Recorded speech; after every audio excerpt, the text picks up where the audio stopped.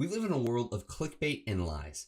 Everyone is constantly trying to get your attention, even just for a moment, and they'll say and do just about anything to get it. But as consumers, we've gotten wise to this. If we get one little whiff of deception, we're gone, which is why storytelling is more important than ever. So I don't know the age demographic of the people who are watching this, but this is Home Improvement, very popular show in the 90s, starred in by Tim Allen. So this is actually the pilot that I'm thinking of. The man here is not Tim. This is Wilson, who always disguises his face on the other side of the backyard fence. And Tim is talking to his wife, and he wants to rewire a dishwasher so that it'll have more power. But Tim's wife doesn't want him to do that. She thinks it's way too dangerous. Then Tim resents his wife because he wants to be the man of the house. And when Tim goes to Wilson for advice, as he always does, Wilson doesn't tell him to go ahead and rewire it. Wilson says, "The Industrial Revolution took men out of the home, leaving men without someone to teach them how to be men. Men need to spend more time around the campfire with their elders, like in ancient days, seeking wisdom, telling stories. We need to get back to something more primitive. We need to reclaim the male spirit." All right, so that's Wilson. And Wilson was full of stories like this. He's a quirky dude, but he has lots of wisdom to share with Tim. And Tim doesn't always realize right away how important the story is. But throughout the episode, you start to discover the hidden meaning, the hidden message underneath the story. But the stories capture his attention. He has a home improvement show. He goes on the home improvement show, talks about the story, often in a butchered way, but they clearly got his attention. They capture his mind. He starts to slowly change and understand it over time. And day after day, problem after problem, episode after episode, he keeps coming back to Wilson for his stories. A little bit less serious and well-read of an example, Barney Stinson from How I Met Your Mother. Whenever Barney needs to convince a bro to have his back, to respect his dibs on a particular woman, or to wait 3 days before calling a woman that they just talked to and got their phone number, he brings up the bro code. He's connected its importance to a story, and whether that story was real or not, and fact check, true, none of these stories are ever real. But he has made his point better than he would have if he would have just told us to do something, right? For example, there's an episode where Ted gets a girl's phone number and really wants to call her right away, but Barney knows this will scare the girl away. So in order to protect his friend, he tells a story of why would we wait 3 days before calling? And who does he cite? None other than Jesus himself. Jesus waited 3 days, the exact right amount of time. If he came back any earlier, people might have thought, oh, you were gone. And if he waited much longer, people would have lost interest. But 3 days, that is exactly how long you should wait. It is pretty evocative. You're like, you know what? If 3 days was good enough for Jesus, man, I guess it's good enough for me. It's very funny. And it's just a good illustrative example of how you can use stories to get your point across. People say pictures are worth 1,000 words. A story, a metaphor, these sorts of things are sort of like pictures, except they're word pictures. And you can explain something and really have people accept it at a much deeper level than you would have if you had to go long form and try and use logic to convince them. All right, well, the question is, how do you tell stories that don't suck? Because we've all met that person who goes about their day, they ramble, they go off on tangents, we don't know what's going on, we don't know why we should be listening, and we tune out. And their attempt at using the story is completely counterproductive. We don't care about their day, we just want them to stop talking, right? We want to avoid telling stories like that. So here's what we're going to learn today so that we can tell stories that are impactful, that resonate, and get your point across. The big 5 planning steps you need to not sound like a bumbling idiot. The 3-act structure that forms the best stories and marketing campaigns of all time. What Pixar can teach you about sales and marketing, and the greatest stories ever told, and what we can steal from them. All right, so we've already talked a decent amount about this 3-act structure, right? Well, when you make a story or a marketing campaign, you always want to answer this. What is this? Why should I keep reading or watching? And what do you want me to do? 1, 2, 3, over and over. You got to answer those. So first, you got to get their attention with an inciting incident. 2 is the body, the rising action, and eventually a crisis or an obstacle that they have to overcome. Number 3, a summary or a resolution with a climax. And in most marketing campaigns, unless you're including a thank you page after they've bought on a landing page, you typically don't have a resolution. You keep the tension up and you put your call to action right there at the very end, at the moment of highest tension, and that's how you get your most sales. So let's give you a quick example after I have my first sip of coffee of the day. All right. Act 1, the setup, inciting incident. So you introduce a main character and their problem. For example, a small business owner struggling with low sales. Act number 2, the conflict, obstacles, and crises. Tension builds, the hero faces setbacks and challenges. So for an example, the business owner tries everything, ads, social media, etc., but nothing is working. Act number 3, resolution, climax, and call to action. The hero finds the solution and transforms. Example, they discover a new marketing strategy that doubles their revenue. Call to action, find out what that was. All right, so that's a great way to do it in marketing. Another example is Act 1, you struggle with email marketing. Act 2, you've tried different strategies, but your emails stay unopened. Act 3, a proven formula increases your open rate. Download it today. I think you see what we're going for there. That's a pretty good story, and it's just as good as Bilbo Baggins was happy in the Shire. He goes through a series of adventures, learns to use the ring, learns to be confident in himself, learns to wield Sting, and eventually learns to be a good robber. And then they have the Battle of the Five Armies, and everyone goes home, right? That's the resolution. Everyone's happy, and now he's got his Tookish side and his Hobbity side. All right, so that's a cool story, beginning, middle, end, and all marketing campaigns are basically some version of that 3-step story, just the same. So here's the critical part of a gripping story. What is the big question you pose? For The Hobbit, it's, are they going to be able to take back a kingdom? For Lord of the Rings, it's, are they going to be able to destroy the ring and save the kingdom of man, right? And in your marketing campaigns, you need to have a big question as well. Because if you don't have a big challenge that your hero faces, your audience has nothing to relate to. What's the obstacle that they're going to overcome? Why are we rooting for them? Why do we see ourselves in them? What are the dire effects of the problem that you face? And if there aren't any, why should I care? As Malachi Walsh in Socratic Scribbling says, if you don't have a big stakes question, your audience will think, how long till lunch? So let's learn how to raise the stakes.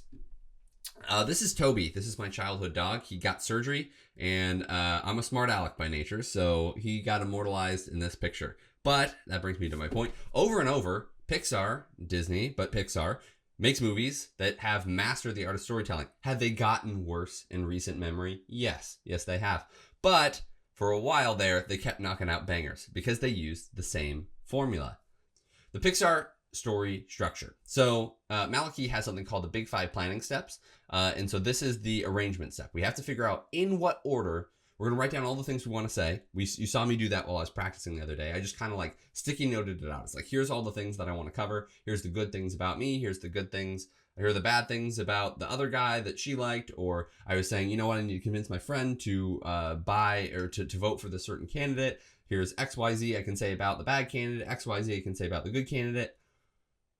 Here's XYZ things that would persuade my friend. And then I go, okay, now what? How do I arrange this? So once you have your ideas kind of sticky noted out, now in what order do I do it? How do I tell a story that's actually gripping? Pixar's nailed it. So there are 6 steps in marketing. There's technically 7 steps in Pixar because there's a happily ever after. Like I said, in most marketing, unless you go to a thank you page, you're not going to have a happily ever after. Just a call to action. But we start with once upon a time. So once upon a time, it's like what life was like before you came to it. And it could be positive, it could be negative, right? So you could say, once upon a time, Bilbo was living happily in the Shire. Every day, he would smoke his tobacco pipe and eat first and second breakfast, and he was a happy guy.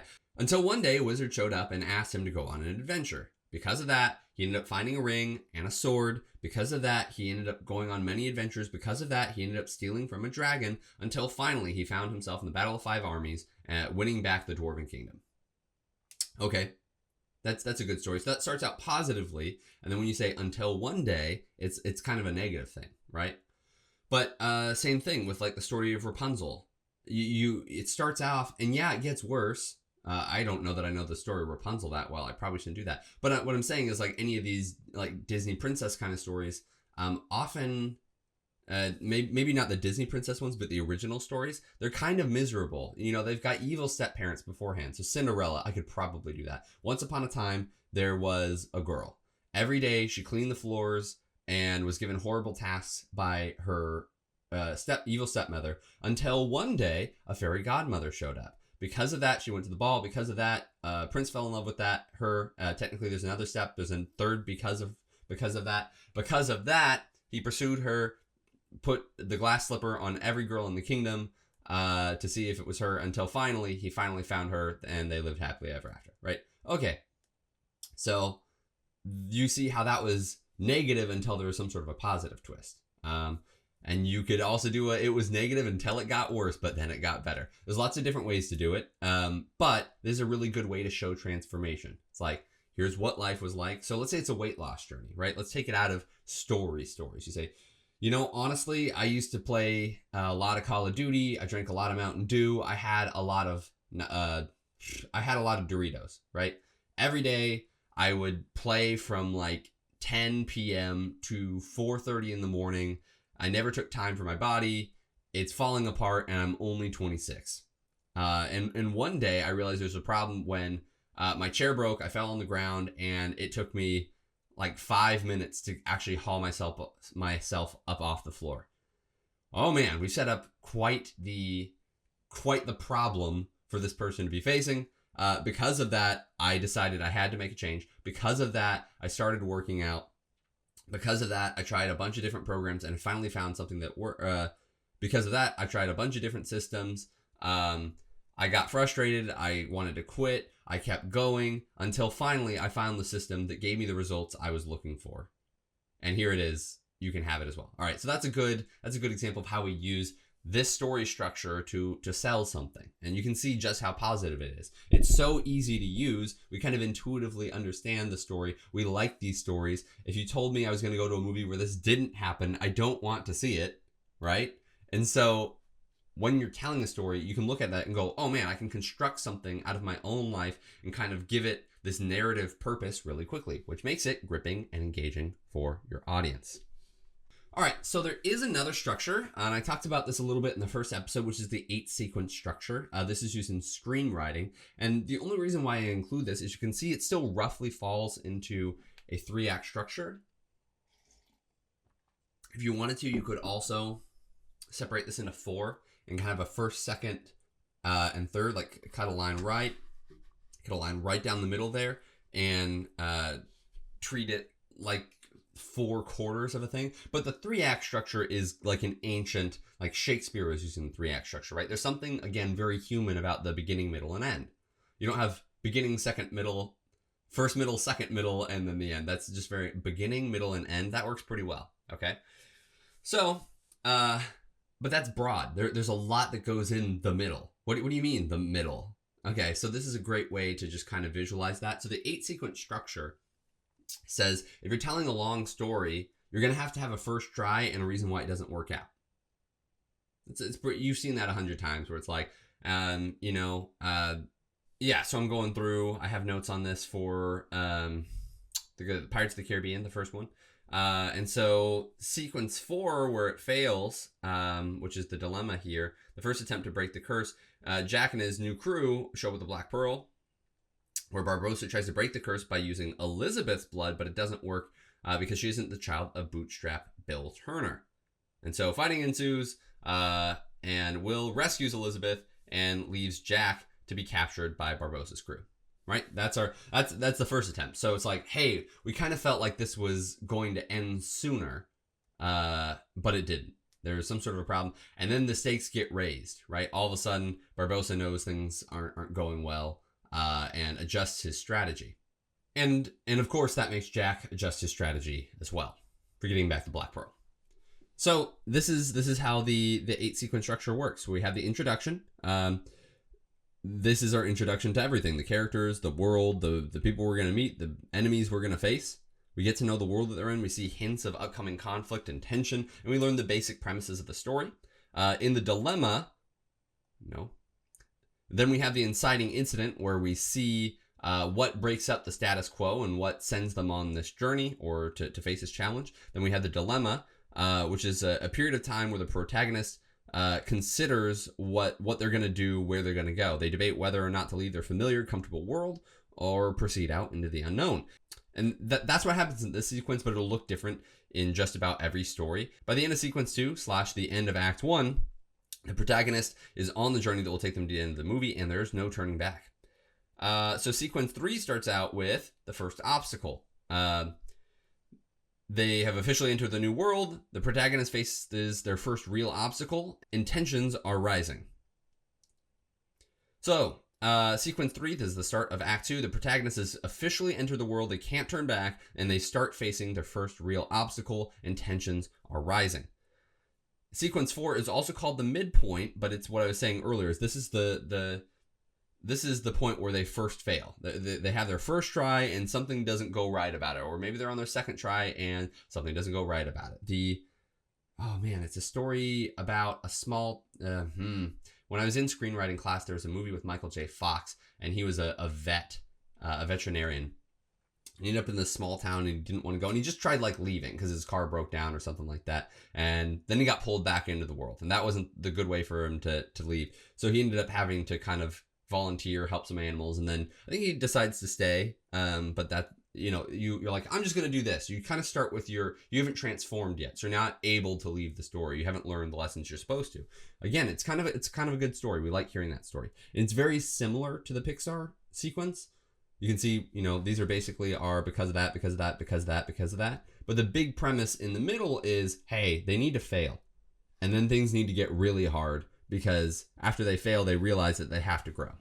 So this is going to focus a little bit more on character growth than the Pixar story structure necessarily requires them to. Sequence 5, we're going to have the fallout, some twists and turns. This is where secrets are revealed, relationships are tested, tensions rise, obstacles get more challenging to overcome, and the protagonists are really put to the test. And they have to figure out some new way to solve the problem. And typically, the protagonist is kind of rebelling against it. They don't want to change. They want things to stay the same.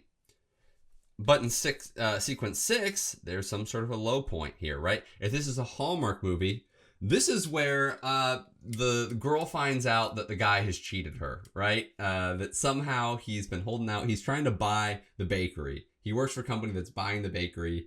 And she's like, I'm never talking to you again. You're like, oh no, I failed. I realized my true mission was to go to the small town and help them open up this bakery. But now that's ruined because of my selfishness. So now they have to learn a lesson, and they've created their biggest problem yet. And everything's kind of been leading towards this, but here we are at the low point.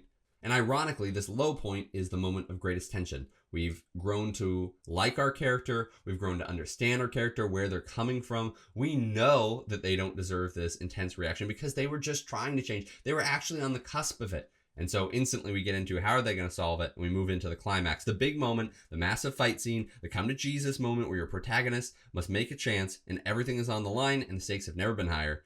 And it all happens in sequence 7 as we, the audience, learn whether or not the protagonist succeeds or fails. And finally, we have the ending, sequence 8, where there's a resolution. So the sequence 8 is the narrative epilogue. It's what happens to your characters after the success or failure during the climax. And it includes a look at how things might have been impacted by success or failure. So at the end of The Hobbit, right, you're going to go back to the Shire, get comfortable, but having been better for your journey and realize that, yeah, you might enjoy all the niceties of home, but you have the Tookish side that's able to take on the world, make the world a better place. So let's see how this works in a story, in a movie. So my example down here is the Pirates of the Caribbean. So sequence 1, we go welcome to Port Royal. We meet Elizabeth and young Will, where they're being rescued from floating on the sea. And then we go to the present, where we meet Elizabeth Swann and Will Turner and Captain Jack Sparrow.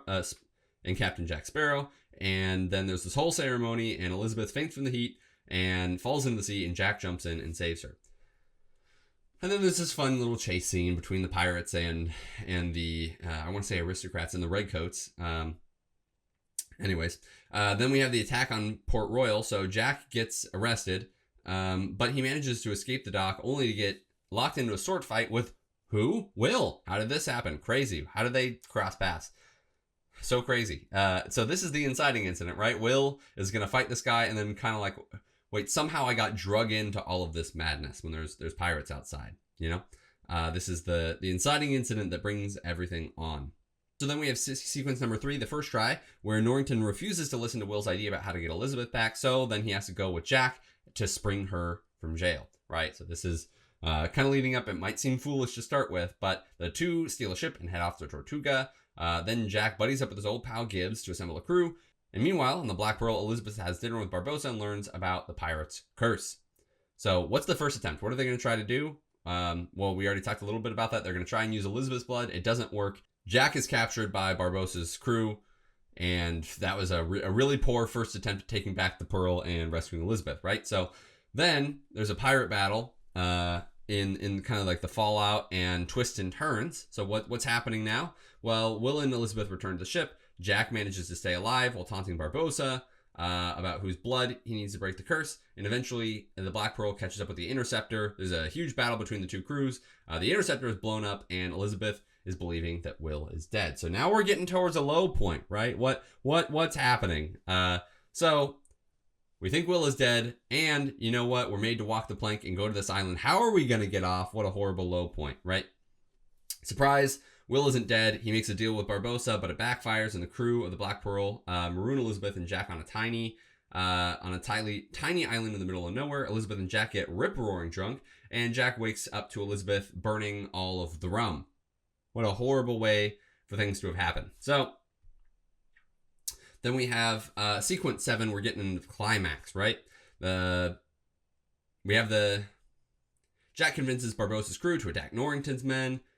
The cursed pirates go into an all-out battle against the British. Elizabeth frees Gibbs and the rest of the crew, and they talk about taking back the Black Pearl. And then inside the cave, Jack fights Barbossa, and through some fancy trickery, ends up defeating him and removing the curse on the rest of the pirates. And then we get to the end, the resolution, which is not that relevant in marketing, but at the end, of course, we get the ship back. Elizabeth and Will decide that they want to live together. No one gets hanged, and they succumb to their life of piratery. So this is a great book that touches on storytelling. I've read several books. Like there's also Creativity Inc., which is a Pixar book that kind of talks about how to be creative and stuff. But it's going to teach you the Pixar story structure, but it's also going to talk about like how to paint an office to make it more creative and inviting for people. So nothing was exactly perfect for learning how to tell stories. So there's Lead with a Story. There's Talk Like TED. There's Creativity Inc., but none of them felt perfect for learning how to tell stories. So all that to say, they're always focused on something a little bit different. So this one is a little bit more like business leadership focused. It's like how to inspire your team through storytelling, but it does have some really great chapters on creating powerful stories. And here are some of the excerpts. So why do we tell stories? Because they're easy to remember and they're very impactful on people. So in the book, I say this as a Texan, so the story resonates with me a little bit. So there's a story where they're trying to reduce littering in Texas. And you're saying like, I'll fine you for littering. And Texans are like, you can't tell me what to do. So those are our Texans. They're littering, and using the hard control on them is not working very well. But when you realize you can tell a story about, hey, Texas is this big, beautiful state that we all love. We got here. There weren't that many people here. There's lots of beauty. And then one day people started littering because of that. There were animal issues because of that. It got less beautiful. And because of that, we're kind of faced with this problem where it's kind of ugly and difficult to take care of. And it's just gotten to be too much. And we need to keep Texas beautiful. So now we're appealing to Texans' inherent patriotism towards the state of Texas. And it goes, oh, shoot. I guess we better not litter. And so it was a very effective campaign. So great stories often include some sort of surprise ending, which makes them unforgettable. They teach important lessons, and because they're kind of like a metaphor, because they're kind of like a picture that tells 1,000 words, it would have taken me a long time to persuade you of all the things that you needed to do to stop littering. But if I just say, man, Texas used to be beautiful, then we littered a lot, and now it's not that beautiful. Let's keep Texas beautiful, right? That's my beginning, middle, end, and my call to action. It's a great structure. You can make it more or less complicated, but it really does resonate with people. Plus, storytelling is timeless. So back to our premise at the beginning. You can tell stories that are kind of meh. You can tell stories that are totally disorganized. So now that we know how to organize a story so that we're not losing people, we're not getting distracted and going off on tangents, we have to figure out how to tell a story that actually gets attention. If you're making a YouTube video, how do you, once they're in, you've got a good story they're in, but how do you get their attention? We were talking about this the other day. Well, it all starts with the concept. It all starts with what is the main promise. So are we answering that big stakes question? Here are some big stakes questions. Fame hacking. We were talking about this with headlines. You can tie it into celebrities. You can go after big names, big credible names. So you can say why Elon Musk is wrong, why Jeff Bezos is wrong. Those are the examples we used the other day, right? We can go into news hacking, so we can cover trends and news events. We can say, oh, what's something that happened really recently? Fire bombings and Teslas. There we go. So we can talk about that. We could, how to make Molotov cocktails. Like, I don't know if that's the angle you want to go, but certainly it would get you attention, right? Cultural piggy bank. So you have movies and cultural events. A new movie comes out and everyone wants to talk about it. Great, let's do that. We got Snow White and the Seven Dwarfs is about to come out. How do you feel about that? That's already got sort of this popular thing that you can pay attention to. So there's two different strategies when you're making content on YouTube, by the way. There's generally an evergreen strategy, which is something people are going to be looking for all the time, a great thing to optimize for. So that's an example of something like how to cook chicken parmesan. Like, people are going to be looking for that forever at every time of the year. You could do how to cook corned beef, and it's going to be every year, but pretty much around St. Patrick's Day, right? So there's going to be some sort of steadiness to it. Whereas if you talk about a movie that comes out or a news event or whatever, you better get it like right as things are popping off, but it is newsworthy at that time. So that's a good way to do it. So you can do bigger or better. So you can compare two things in a surprising way, like, this car is better than a Tesla, and then like blur it out and put a question mark over it. People like, what is that? What's going to happen? Or you can say, this is the biggest truck. This is the biggest road legal truck in Texas. I want to know what that is. How big is the truck, right? Smaller, cheaper, or worse, the same thing in the opposite way, right? This microprocessor has more processing power than your gaming PC.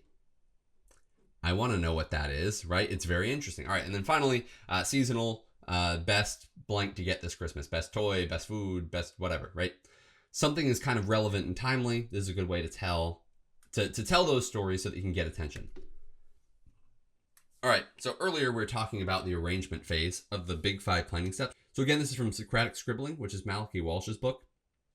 Talked about him a couple of times. Malachi Walsh is an old advertising man. His background, interestingly enough, is in Shakespearean lit, and was like, I know a lot about writing, let me go into advertising.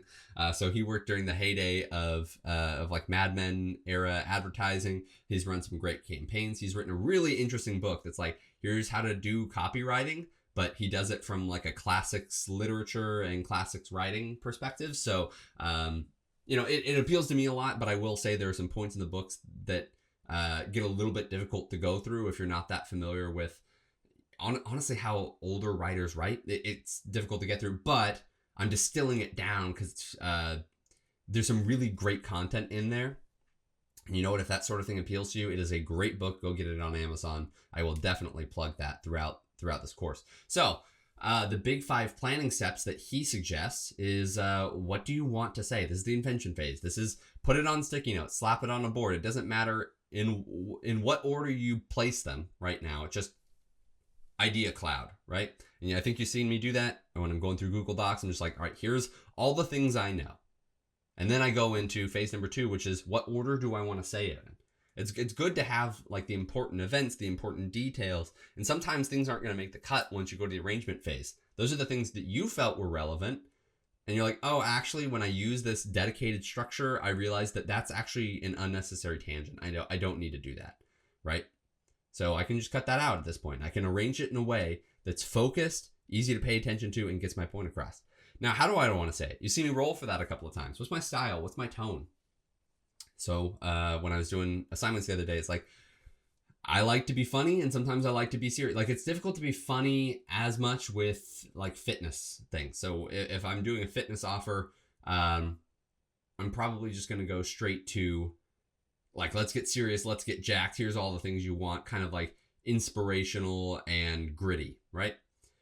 Face your challenges. But on other things, I just like to be funny. But it's good to push yourself outside of those things and go, okay, how do I make a funny rainwear commercial? I don't know. All right, here we go. And you go for it. Or how do you make a funny fitness ad? How do you make a serious gingerbread ad? I don't know. It can be done though. So here's where you're talking about your brand, your personal style.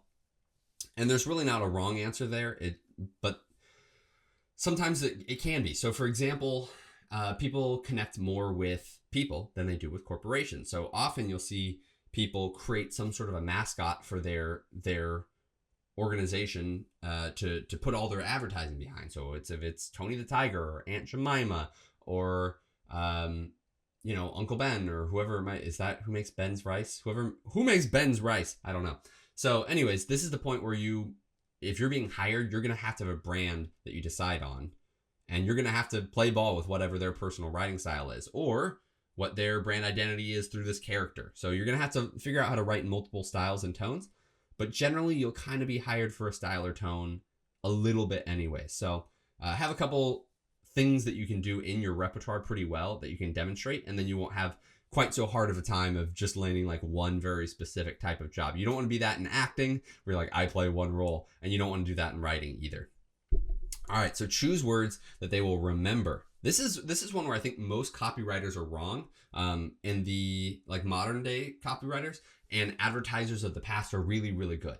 And that's something that I wish we carried forward. Like kind of anyone can be a copywriter these days, right? So we don't take time to pick phrases that are evocative, that sound good. People do, right? So you have Dan Kennedy, who talks about the 5 senses words. I think that's a pretty good way to be like, okay, yeah, let's get some words in there that really, the hamburger was juicy. It was a bright sunny day. Like those are great things that kind of paint a picture for you. And at least he's going back and doing that. But you also want to have words that are memorable, that don't just stand out to you, that you're like, oh, this is the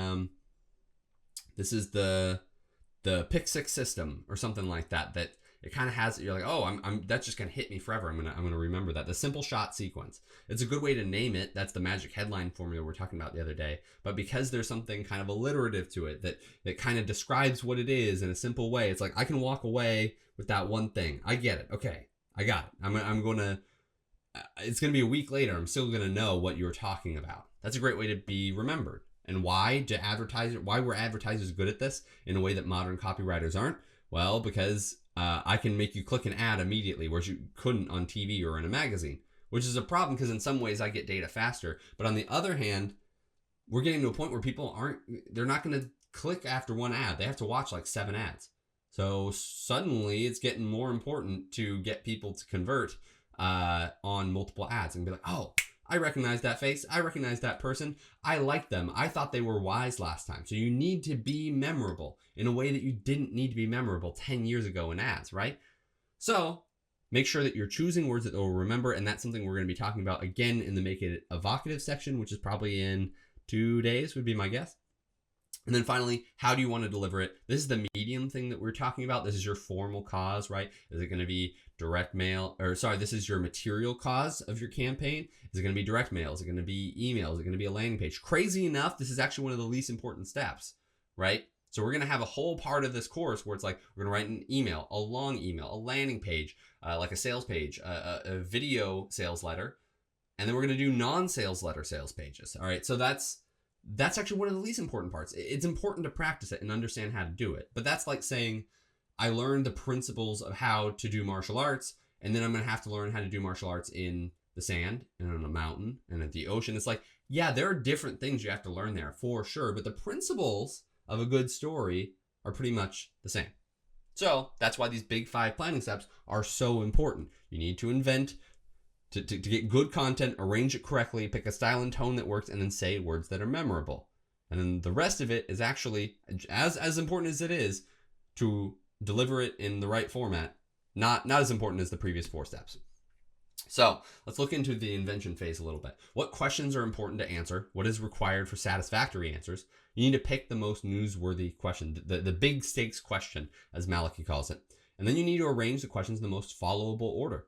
Now for me, I like to use one of the storytelling structures. There's the once upon a time things were like this, and then da da da da da. There's also more writing formulas in general that, the shorter my content, the less I can tell a story. So if I do a hook story offer, for example, it's pretty easy for me to get their attention, and then tell a story. I'm going to use one of the story structures. It's all good. And then I'm going to reveal my offer at the end and make a call to action. That's easy. Not a problem. But let's say I have a shorter email and I don't want to do that. And I do problem, agitate, solve. That's not a story. I'm going to come in. I'm going to say, here's the problem. It really sucks. Your life is getting worse. Your wife wants to leave you. The truck broke down. And even your dog is thinking about leaving, right? The classic country song hit, even though most country songs are not about that. But, we had a problem and it just gets worse and worse. I'm going to tell you about all the reasons why life sucks. And then I'm going to go, but there is a solution. It's this. There's not a story there. There's not a once upon a time because of that, all those sorts of things. So we'll talk about the writing formulas as well in a couple of days, but you'll see me kind of bust some of them out in the practices. And that's a good way to have some guidance on how to put things into an order that feels reasonable enough. Eventually, you might be able to arrange them on your own, but that's a really good starting structure. And even for experienced people, it's a good way to not fall into a rut and try something different. Then you need to review your answers, define your terms, and write evocatively. You need to pick the right words, maybe find certain quotes that you want to include, make sure that you're not using any terms that they don't understand or that you haven't defined, and then you get editors in there. So there's you need to edit your copy. There's 2 rules that we're going to talk about a little bit later. There's the rule of 1. That's a good one. Then we have copy, cut it out or prove it. So what or prove it? It's swappy. So that's another way to say like, oh, does each line move you forward in an email or a landing page? If there's something that feels unnecessary, get rid of it. So what? Have you proved it? We might need to add a couple of things in. So you make sure that you're keeping the stakes up, that you're not including things that don't need to be there. And then if you're like, oh, this is super important, and someone else comes in and reads it and like, I got super bored here and I stopped paying attention. You have, instead of making a story that goes up, you've made a story that goes up, and then you try to make a call to action afterwards, right? You need to keep that tension up, and it's good to get a second opinion on it, especially for really major projects. And then you revise your flow, go back through it, get it tested again until you have something that's super sticky and keeps people engaged. So how do you keep the attention and raise the stakes in the first place? There's a couple of different things you can do. First is have a unique mechanism. These are typically sort of like vocabulary. These are your terms that are interesting. So in fishing, there's something called the 90-10 zone. You go, oh, you're not catching fish because you're not fishing the 90-10 zone. Aren't you sick of doing X, Y, Z and having this problem? And you're like, whoa, what's the 90-10 zone? I must know. No one's told me yet. That's an example of an open loop where you have this term. It sounds like a solution, but you haven't been given it yet. There's the simple shot sequence, which is referenced to by Performance Golf. And that's the simple shot sequence, the hidden shot sequence. I think they've used both. And both are kind of getting at like, hey, there's a better way to swing. And you say, oh, this would actually add 100 yards to your drive. It's the hidden shot sequence. And then here's the problem of it. And you're like, wait, what's the shot sequence? What do I learn? That's very cool. It's a good way to keep attention. It's a good open loop. There are more types of open loops than that, though. You could say, that's why, But first, let me talk about this, right? So one of my examples is you kind of make a bold claim and then walk away from it. You say, hamburgers are the best food for athletes, and anyone who tells you differently is lying to you. Big, bold claim.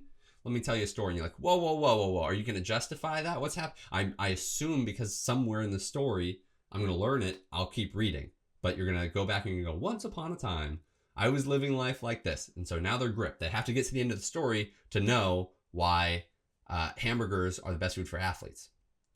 And we can raise the stakes. Each line should raise the stakes. If it doesn't, get rid of it or fix it. I was talking about that. Often you'll be reading a piece of copy and you'll realize, oh, shoot, I just put that line in there. I don't know. I thought it was funny, or I thought it was interesting aside or commentary. You're like, it doesn't do anything. So you have to get rid of it. Like that's the so what. You're like, why do I even care that line's in there? Get rid of it. Get it out. Cut it out. All right. Finally, you can create value to keep attention. So you can give people helpful information. So see Alex Hormozi's value equation. Hey, look, instead of just saying it, I finally have it on screen. We have the dream outcome and the perceived likelihood of achievement on top. The more you increase those things, the more you say the dream is amazing, the more you can say, and you can achieve the dream, the more valuable it is. The less time, the less effort and sacrifice you need to achieve the dream, the more valuable. If you can reliably get $7 million in 3 days, if you could reliably do that, that's a super valuable product. What is it? I'll buy it. All right, so you've kicked off your story. We've added in all sorts of tension, all sorts of obstacles that your hero is facing. And your audience is glued to every single word you're saying. They're like, I need the answer on the other side of this open loop. Now they're hooked. Now we're going for that yellow dot on the upper right-hand corner. We're going for the climax and the call to action. I guess I'll probably be in that upper right-hand corner. So right there, that yellow button, that's what we're doing now. We're doing the call to action. So let's talk about how to transition seamlessly from a captivating story to the powerful action that actually makes you money. So how do you make your call to action? Well, it's important to close your loops. If you open that, you said, hey, this is the 90-10 zone. You have to go, well, the 90-10 zone is the spot where 90% of the fish, the 10% of spots where 90% of the fish are. That's where you need to be fishing. And these are special habitats. And you can find those habitats with our app. That's a great little call to action there, right? You realize that the closing of the loop is actually the thing you want to get. The hidden shot sequence is, it's this mechanic that you're able to develop after just swinging 100 times with this band system, right? Oh man, I need that band system. Sweet. So why hamburgers? Well, they are cheap and they are high protein. And they're high fat, and it's really the carbs, the bread, that are getting you in trouble with hamburgers. So here are some great Salisbury steak recipes that allow you to put on muscle fast and not wreck your bank account. Value provided or problem solved. So you say, okay, well, you can start, we're building it up. Here's all the things that I was struggling with. Here's all the challenges I faced, but I learned something. Now you can start shedding pounds, or you can fill your cooler faster with fish while you're out. And then number 3, you say, how do I get it? You click, you watch, you join, discover. You get the app, you download the Salisbury steak recipe, you buy the bands, right? Those are all different ways you can make your call to action, and you kind of close things up and hint at the solution and then tell them to go get the solution. So I have this the sergeant here, and I imagine he's yelling something like, do it, maggot! Did I stutter? Take 5 steps to the left, drop your bag. You have 5 seconds. Drop and give me 50, right? Whatever it might be. And that's the energy you need when you're making your call to action. Very surprisingly, if you're like, go buy it. Go buy it isn't good. You have to say, click the button below to get the bands. I don't know why, but people need very explicit instructions. If they need to scroll down before they see the button, which is terrible, you shouldn't organize your email that way. But if you did, you'd have to go scroll down, click the button below, because what if they don't see it? What if they need to scroll to it? They don't know. You need very, very explicit instructions. And don't mince words. Don't be clever. Just give them clear instructions. Drop the bag. Take 5 steps to the left. 1, 2, 3, 4, 5, right? Make it very clear so that they know what to do. And if you've been teasing at a big idea, 1, 2, 3, 4, 5. So let me show you a little bit how it would work with the burger example. Finally, after days of hinting at the burger example, we finally arrive at the burger example. So here's my short little email I wrote. Fitness influencers are lying to you. That's a bold open, right? They'll try to tell you to eat more vegetables and oh my goodness, I'm ruining my own email. Fitness influencers are lying to you. They'll try to tell you to eat more vegetables and less cheat meals. But here's the truth. Twist, right? This is kind of a story. We got the attention. We've got the status quo. But then one day, here's our twist. But here's the truth. If you're an athlete, hamburgers are the #1 food you should be eating. Anyone who tells you differently is lying to you. I discovered this after years of failing to gain muscle and lose fat. And I gained 20 pounds of muscle and dropped 7% body fat. And now I've helped over 800 people do the same. It's easy to start shedding pounds with this delicious diet. Discover the secret. So, what are some of the lessons we want to learn here? Well, the first thing is to put the value before the action in your call to action. This is what I call benefit first, right? So we've got this call to action.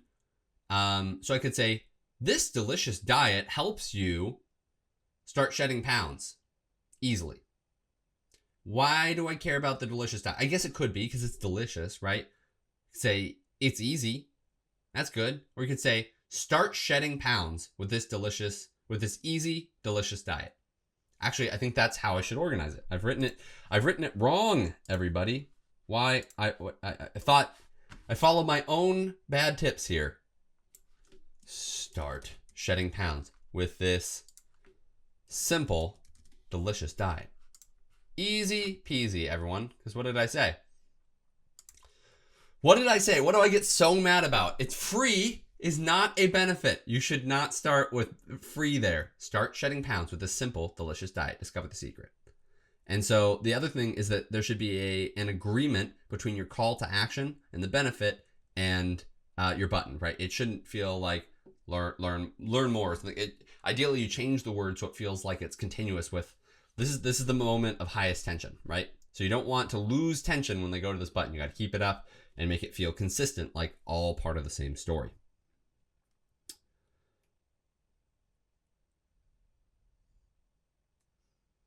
Or here as well, so instead of start shedding pounds with a simple, delicious diet, I could say start shedding pounds with our burger blast diet. So I kept this in here just because I thought easy would be good for the audience instead of the unique mechanism there. But you can test both of them. That's the beauty of marketing. And even the best marketers, I realized the other day that I hadn't said this. Even the best marketers, you understand all these different principles. You've done research on your audience. You have really good hunches, but you're still going to need to test. In fact, that's your job day in and day out, is to test things. But once you test them in small markets, you realize, hey, I tried this with 1,000 people. When I bring this to 1 million people, it will behave this way again. So you can test with 1,000 people over and over again, run like 8 tests, and finally have something refined to the point where you're like, all right, let's take it to the masses, and it's going to crush. So that's a good way to do marketing. And don't think that there's anyone who's just like a Babe Ruth. It's going that way. Let's go. Knock it out of the park. That is not how even the best marketers are typically working. There's still an element of experimentation. So, there we go. That's why we click. So here is a different way we could write this email. So here's something that I've talked about a little bit throughout this course, is the difference between direct response and traditional marketing. Well, there's a lot of people out there who don't like direct response. They don't like that here I have this email and I don't give you the answer. It's not very helpful. It doesn't make me like the brand. It doesn't, I want to ideally give you something. If you're going to be subscribing to me for a long time and liking me, you want to get value from my emails and not just feel like they're always kind of clickbaity, right? So people don't like that. Even if I'm always sending you to a YouTube video and you go and watch that video, you're gonna be like, I kind of miss out on something. I never get anything from the emails. I know that I'm not going to get anything from the emails. I'm going to have to click through and watch a 20-minute YouTube video, and then they're going to try and sell me something. So if you don't like that, if you don't like that element of direct response, it's not working for you, you're burning out your audience, let me tell you how you can introduce some elements of direct response into your email. So instead of all this, we can say, here's the truth, right? Fitness influencers are lying to you. They'll try to tell you to eat more vegetables and less cheat meals, but here's the truth. If you're an athlete, hamburgers are the #1 food you should be eating. Anyone who tells you differently is lying to you. I discovered this after years of failing to gain muscle and lose fat. Oh, we're going into a story, right? And I gained 20 pounds of muscle and dropped 7% body fat. And now I've helped over 800 people do the same. It's easy to start shedding pounds with this delicious diet. Wait, there's more now. The key is more meat, more vegetables, and less bread, right? The part of the hamburger that really gets you is the bread. So you can have as much Salisbury steak as you want. You can have as many Brussels sprouts as you want on the side. Just don't have the bread. Don't have all of the sauce, right? I have a bunch of, so we're going to say that. Here's the secret. Here's exactly what you need to do. You need to weigh out this many pounds for every meal. You need to make these kinds of sauces that are low calorie, not made with mayonnaise, for example. And they're just spicy, but they are still delicious. So you can give them all of that information so that they still feel like they're getting value from the email. Every line is like, oh man, I learned another thing. Oh man, I learned another thing. And then at the end, after you've given them all the answers, you can do the postscript CTA. So the tension is still going up. You're still delivering value. And then at the end you go, by the way, if you're serious about getting the body you've always wanted, but also everything I told you, I gave you all the answers. But if that sounds too complicated, we've put together everything you need to know in one place. So all you have to do is eat and lose weight. Grab our burger blast diet here. That's pretty sweet. So what you're doing is you're building up the dream, you're building up the anticipation, you're increasing their likelihood of achievement. And then you say, actually, that is kind of hard still. So I'm going to reduce time and sacrifice with my postscript offer. That's a great way of doing it, kind of being direct responsive without being so pushy and direct responsive. Pretty sweet. All right, the big 5 planning steps. This is Malachi Walsh's thing again. So what we've done so far is we've just talked about what do we want to say in the arrangement, style and tone. We'll talk about that a different day. Choose words that they'll remember, how to write evocatively. We'll talk about that another day. And how do you want to deliver it? That's going to be like the back half of this presentation. We're going to write 7 different days. We're going to pick the different formats and figure out how to write it. And more specifically on style and tone, that's exactly what we're going to talk about tomorrow. A lot of copywriters just don't do that. They just kind of like write C+ for copywriting. They either write the way that they want to write, or they go off of a gut feel, or they pick someone's brand identity, which is kind of crappy in the first place. So if you want to write copy that's so good that it wins you clients, if like some of the people in this presentation where I'm reviewing their work, if you want to write something so good that dozens of years after they wrote it, dozens of years after they've retired, people are still putting it in presentations, then you need to know how to write evocatively. And we're going to learn how to do that tomorrow. I know I said a couple of days earlier, but I don't know what's coming next until I finish my slide. So there we go. Tomorrow we're going to be learning how to write evocatively. One thing you need to practice before we get there, though, is what do 2 things have in common? This is you just need to be more creative. I know that's harsh because that's one of the hardest things to teach, but this is one of the best ways to build muscle memory on your end and not use ChatGPT, not depend on copying someone else, but actually be creative on your own. So what do 2 things have in common? So look up on the screen, and this is the point where I'm actually going to have you pause the presentation because I want you to sit down, take 4 minutes, 1 minute per thing, and say, what does a cookie have in common with a dog? What does a jellyfish have in common with a sword? What does a car accident have in common with camping? What do video games have in common with cooking? That at first glance, nothing, but to be able to put those things together, that's a good way, as marketers, we'll tell stories. We're like, I have a weight loss product to sell. I have my Burger Blast diet that I want to sell. And yesterday I got into a car accident. How do I turn that into a story that's relevant to my audience? You often have to have kind of flimsy connections between things that you can exploit to tell a good story that seems relevant. Okay, so pause it. Go ahead and try this yourself. All right, I hope you're back. I hope you actually did it. If you didn't, what's wrong with you?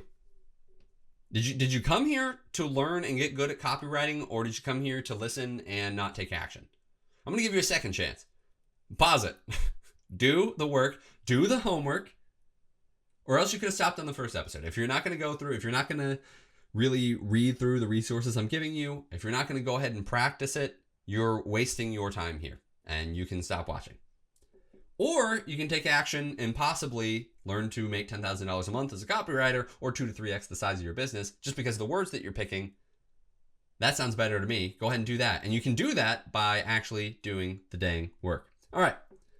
How's that for my hard sell? All right. So here's what I came up with. What do a cookie and a dog have in common? A dog ate my cookies. My dog always looks at me when I get crumble cookies. I ate too many cookies and I gained weight and my dog is judging me. A dog named Cookie. Cookie monster / my dog is a monster. We call my dog's treats cookies. Do you want a cookie? Here you go. Chocolate chip pattern, like a dog can be chocolate chip colored, right? Black and white, both are sweet. That's a decent amount of things. All right, jellyfish and a sword. We have Sting, the Hobbit sword name. That was a pretty loose one, but I've been talking about Hobbit, so it came up, right?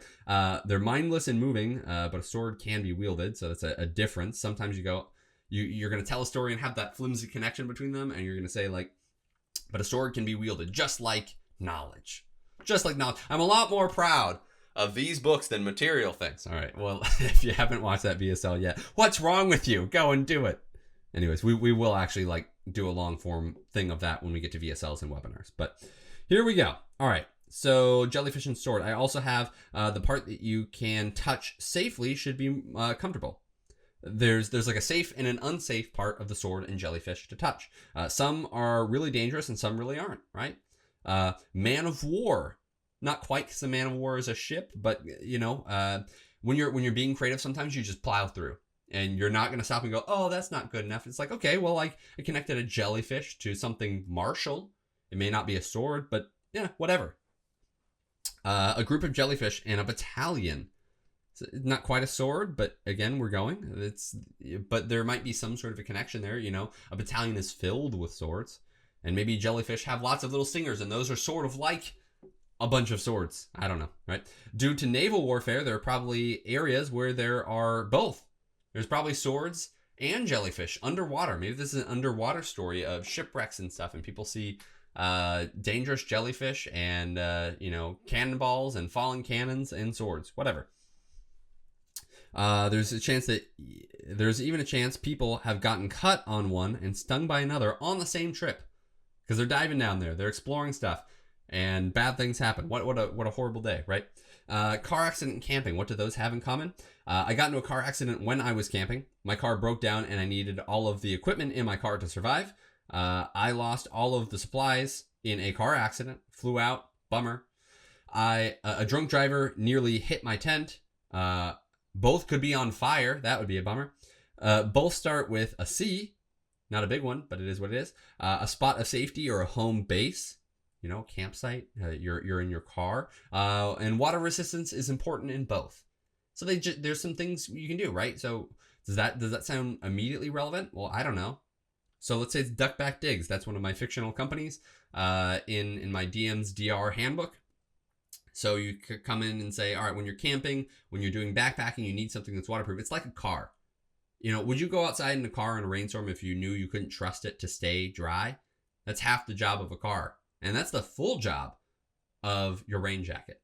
If you have something that can handle a light sprinkle but won't keep you won't keep you dry in the rain, you don't have a real rain jacket. And that's why Duckback Digs got started, right? It's a great way to kind of connect two seemingly unrelated things and still make a good story that sells.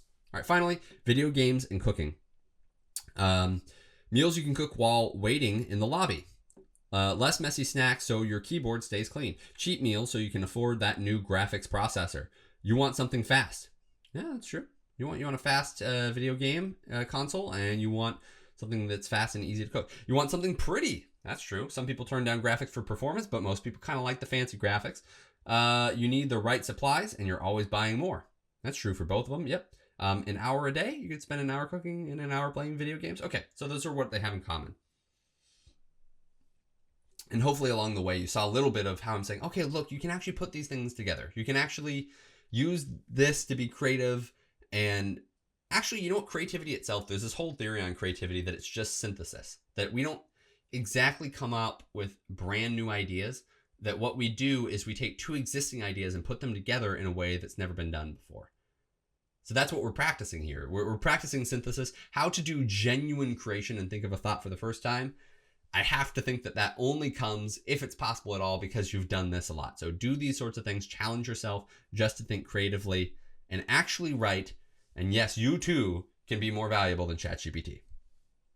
All right, so some good storytelling examples. Today we're going to read through 5 different examples of really good stories. And let's get to it. The Gift of the Magi by O. Henry. The Gift of the Magi, $1.87. That was all. Strong open, right? What was $1.87? $1.87. That was all. She had put it aside 1 cent and then another in her careful buying of meat and other food. Dela counted it 3 times, $1.87. And the next day would be Christmas. There was nothing to do but fall on the bed and cry. So Dela did that. While the lady of the home is slowly growing quieter, we can look at the home. Furnished rooms at a cost of $8 a week. There is little more to say about it. In the hall below, there is a letterbox too small to hold a letter. There is an electronic bill, but it could not make a sound. Also, there is a name beside the door, Mr. James Dillingham Young. When the name was placed there, Mr. James Dillingham Young was being paid $30 a week. Now, when he was being paid only $20 a week, the name seemed too long and important. It should perhaps have said Mr. James D. Young, but when Mr. James Dillingham Young entered the furnished rooms, his name became very short indeed. Mrs. James Dillingham Young put her arms warmly around him and called him Jim. You've already met her. She's Dela. Dela finished crying and cleaned the marks of it from her face. She stood by the window and looked out it with no interest. Tomorrow would be Christmas Day, and she had only $1.87 with which to buy Jim a gift. She had put aside as much as she could for months with this result. $20 a week is not much. Everything had cost more than she'd expected. It always happened like that. Only $1.87 to buy a gift for Jim, her Jim. She had had many happy hours planning something nice for him, something nearly good enough, something almost worth the honor of belonging to Jim. There was a looking glass between the windows of the room. Perhaps you have seen the kind of looking glass that is placed. This is spaced weird. Is that, yeah, so they didn't do a jagged right. I think that's what's screwing me up. All right, we're going to get real specific about copy here, right? See how we have a clean left? And then occasionally we have a line that breaks in here, but we have this right here. That's so hard. This is so much easier to read. So what they do in order to do this is they space the words out. And I don't like that unnatural space between them. It's so much easier to read these that are closer together. Anyways, back to my story. There was a looking glass between the windows of the room. Perhaps you have seen this kind of looking glass that is placed in $8 furnished rooms. It was very narrow. A person could see only a little of herself at a time. However, if he was very thin and moved very quickly, he might be able to get a good view of himself. Dela, being quite thin, had mastered this art. Suddenly, she turned from the window and stood before the glass. Her eyes were shining brightly, but her face had lost its color. Quickly, she pulled down her hair and let it fall to its complete length. The James Dillingham Youngs were very proud of two things which they owned. One thing was Jim's gold watch. It had once belonged to his father, and long ago it had belonged to his father's father. The other thing was Dela's hair. If a queen had lived in the rooms near theirs, Dela would have washed and dried her hair where the queen could see it. Dela knew her hair was more beautiful than any queen's jewels and gifts. If a king had lived in the same house with all his riches, Jim would have looked at his watch every time they met. Jim knew that no king had anything so valuable. Wow, we really set those things up, huh? So now Dela's beautiful hair fell about her, shining like a falling stream of brown water. It reached below her knee. It almost made itself into a dress for her. And then she put it up on her head again, nervously and quickly. Once she stopped for a moment and stood still while a tear or two ran down from her face. She put on her old brown coat. She put on her old brown hat. With the bright light still in her eyes, she moved quickly out the door and down the street. Where she stopped, the sign said, Mrs. Sofronie. The sign said, Mrs. Sofronie, hair articles of all kinds. Up the second floor, Dela ran and stopped to get her breath. Mrs. Sofronie, large, too white, cold-eyed, looked at her. Will you buy my hair? Asked Dela. I buy hair, said Mrs. Sofronie. Sofronie, take off your hat and let me look at it. Down fell the brown waterfall. $20, said Mrs. Sofronie, lifting the hair to feel its weight. Give it to me quick, said Dela. Oh, and the next 2 hours seemed to fly by. She was going from one shop to another, trying to find a gift for Jim. And she found it at last. It surely had been made for Jim, and no one else. There was no other like it in any of the shops, and she had looked in every shop in the city. It was a gold watch chain, very simply made. Its value was in its rich and pure material. Because it was so plain and simple, you knew that it was very valuable. All good things are like this. It was good enough for the watch. Capitalized the watch. As soon as she saw it, she knew that Jim must have it. It was like him. Quietness and value. Jim and the chain both had quietness and value. She had paid $21 for it, and she hurried home with the chain and 87 cents. With the chain in his watch, Jim could look at his watch and learn the time anywhere he might be. Though the watch was so fine, it had never had a fine chain. He sometimes took it out and looked at it only when no one could see him do it. When Dela arrived home, her mind quieted a little. She began to think more reasonably. She started to try to cover the sad marks of what she had done. Love and large-hearted giving, when added together, can leave deep marks. It is never easy to cover those marks, dear friends, never easy. Within 40 minutes, her head looked a little better. With her short hair, she looked wonderfully like a schoolboy. She stood at the looking glass for a long time. If Jim doesn't kill me, she said to herself, before he looks at me a second time, he'll say, I look like a girl who sings and dances for money. But what could I do? Oh, what could I do with $1.87? At 7, Jim's dinner was ready for him. Jim was never late. Dela held the watch chain in her hand and sat near the door where he always entered. Then she heard his step in the hall, and her face lost color for a moment. She often said little prayers quietly about simple everyday things, and now she said, "Please God, make him think I'm still pretty." The door opened and Jim stepped in. He looked very thin, and he was not smiling. Poor fellow, he was only 22 and with a family to take care of. He needed a new coat, and he had nothing to cover his cold hands. Jim stopped inside the door. He was as quiet as a hunting dog when it is near a bird. His eyes looked strangely at Dela, and there was an expression in them that she could not understand. It filled her with fear. It was not anger, nor surprise, nor anything she had been ready for. He simply looked at her with that strange expression on his face. Dela went to him. "Jim, dear," she cried, "don't look at me like that. I've had my hair cut off and sold it. I couldn't live through Christmas without giving you a gift. My hair will grow again. You won't care, will you? My hair grows very fast. It's Christmas, Jim. Let's be happy. You don't know what a beautiful, nice gift I got for you."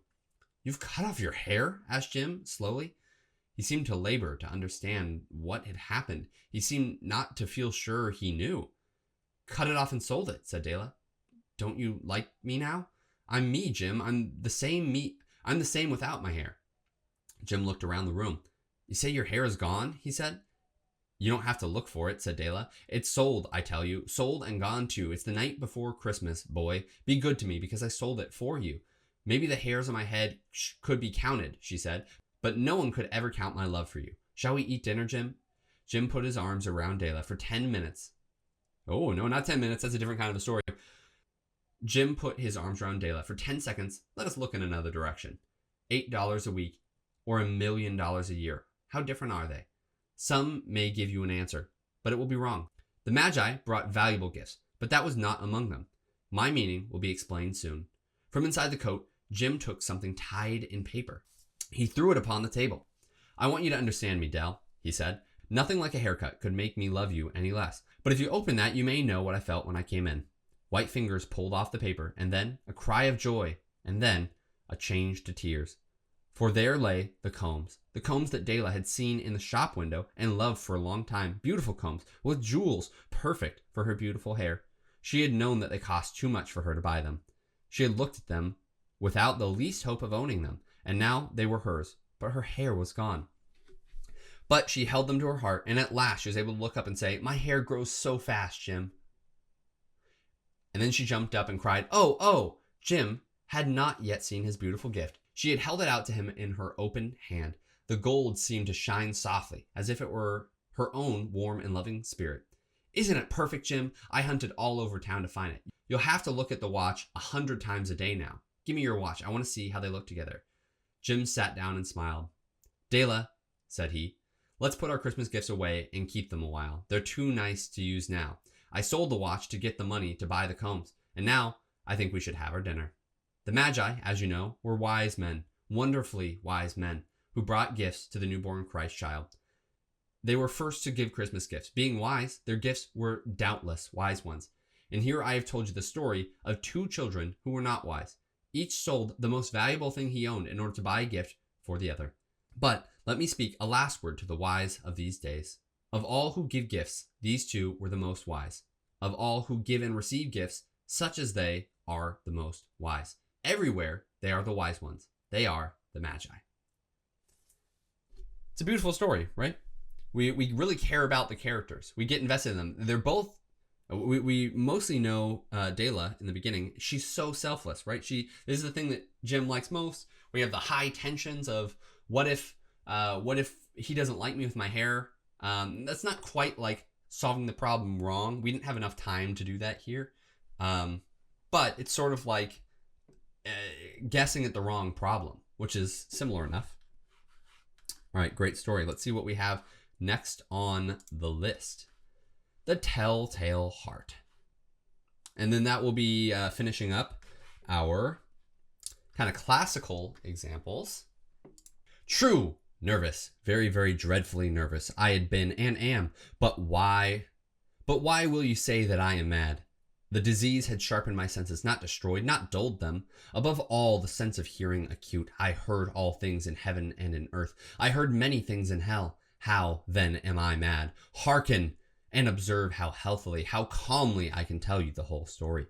It is impossible to say how first the idea entered into my brain, but once conceived, it haunted me day and night. Object there was none. Passion there was none. I loved the old man. He had never wronged me. He had never given me insult. For his gold I had no desire. I think it was his eye. Yes, it was this. He had the eye of a vulture, a pale blue eye with a film over it. Whenever it fell upon me, my blood ran cold, and so by degrees, very gradually, I made up my mind to take the life of the old man, and thus rid myself of the eye forever. Now at this point, you fancy me mad. Madmen know nothing. But you should have seen me. You should have seen how wisely I proceeded, with what caution, with what foresight, with what dissimulation I went to work. I was never kinder to the old man than the whole week before I killed him, and every night, about midnight, I turned the latch of his door and opened it, oh, so gently. And then, when I had made an opening sufficient for my head, I put in a dark lantern, all closed, so that no light shone out. And then I thrust in my head. Oh, how you have laughed to see how cunningly I thrust it in. I moved it slowly, very, very slowly, so that I might not disturb the old man's sleep. It took me an hour to place my whole head within the opening so far that I could see him as he lay upon his bed. Ha! Would a madman have been so wise as this? And then, when my head was well in the room, I undid the lantern cautiously. Oh, so cautiously, for the hinges creaked. I undid it just so much that a single thin ray fell upon the vulture eye. Then I did this for 7 long nights, every night, just at midnight. But I found the eye was always closed, and so it was impossible to do the work. For it was not the old man who vexed me, but his evil eye. And every morning when the day broke, I went boldly into the chamber and spoke courageously to him, calling him by name in a hearty tone and inquiring how he had passed the night. So you see, he would have been a very profound old man, indeed, to suspect that at every night, just at 12, I looked in upon him while he slept. Upon the 8th night, I was more than usually cautious in opening the door. A watch-minute hand moves more quickly than did mine. Never before that night had I felt the extent of my own powers, of my own sagacity. I could scarcely contain the feelings of triumph to think that there I was, opening the door little by little, and he not even to dream of my secret deeds or thoughts. I fairly chuckled at the idea, and perhaps he heard me, for he moved on the bed suddenly, as if startled. Now you may think that I drew back, but no. His room was as black as pitch with the thick darkness, for the shutters were closed fastened through fear of robbers, and so I knew that he could not see the opening of the door, and I kept pushing in on it steadily. I had my head in and was about to open the lantern when my thumb slipped upon the tin fastening, and the old man sprang up in bed crying out, "Who's there?" I kept quiet still and said nothing. For a whole hour I did not move a muscle, and in the meantime I did not hear him lie down. He was still sitting up in the bed, listening, just as I have done night after night, hearkening to the death watches in the wall. Presently, I heard a slight groan, and I knew it was the groan of mortal terror. It was not a groan of pain or of relief. Oh no, it was the low stifled sound that arises from the bottom of the soul when overcharged with awe. I knew the sound well. Many a night just at midnight, when all the world slept, it has welled up from my own bosom, deepening with its dreadful echo the terrors that distracted me. I say I knew it well. I knew what the old man felt and pitied him, although I chuckled at heart. I knew that he had been lying awake ever since the first slight noise, when he had turned in the bed. His fears had ever since been growing upon him. He had been trying to fancy them causeless, but could not. He had been saying to himself, "It is nothing but the wind in the chimney. It is only a mouse crossing the floor, or it's merely a cricket which has made a single chirp." Yes, he has been trying to comfort himself with these suppositions, but he had found all in vain, because death, in approaching him and stalked him with his black shadow before him, and enveloped the victim, and it was the mournful influence of the unperceived shadow that caused him to feel, although he neither saw nor heard, to feel the presence of my head within the room. When I had waited a long time very patiently without hearing him lie down, I resolved to open a very, very little crevice in the lantern. So I opened it. You cannot imagine how stealthily, until at length a single dim ray, like the thread of a spider, shot from the crevice and fell full upon the vulture eye. It was open, wide open, and I grew furious as I gazed upon it. I saw it with perfect distinctness, all a dull blue with a hideous veil over it that chilled the very marrow of my bones. But I could see nothing else of the old man's face or person, for I had directed the ray, as if by instinct, precisely upon the damned spot. And have I not told you that what you mistake for madness is but over-acuteness of the senses? Now I say there came to my ears a low, dull, quick sound, such as a watch makes when enveloped in cotton. I knew that sound well, too. It was the beating of the old man's heart. It increased my fury, as the beating of the drum stimulates the soldier into courage. But even yet I refrained and kept still. I scarcely breathed. I held the lantern motionless. I tried how steadily I could maintain the ray upon the eye. Meantime, the hellish tattoo of the heart increased. It grew quicker and louder every instant. The old man's terror must have been extreme. It grew louder, I say, louder every moment. Do you mark me well?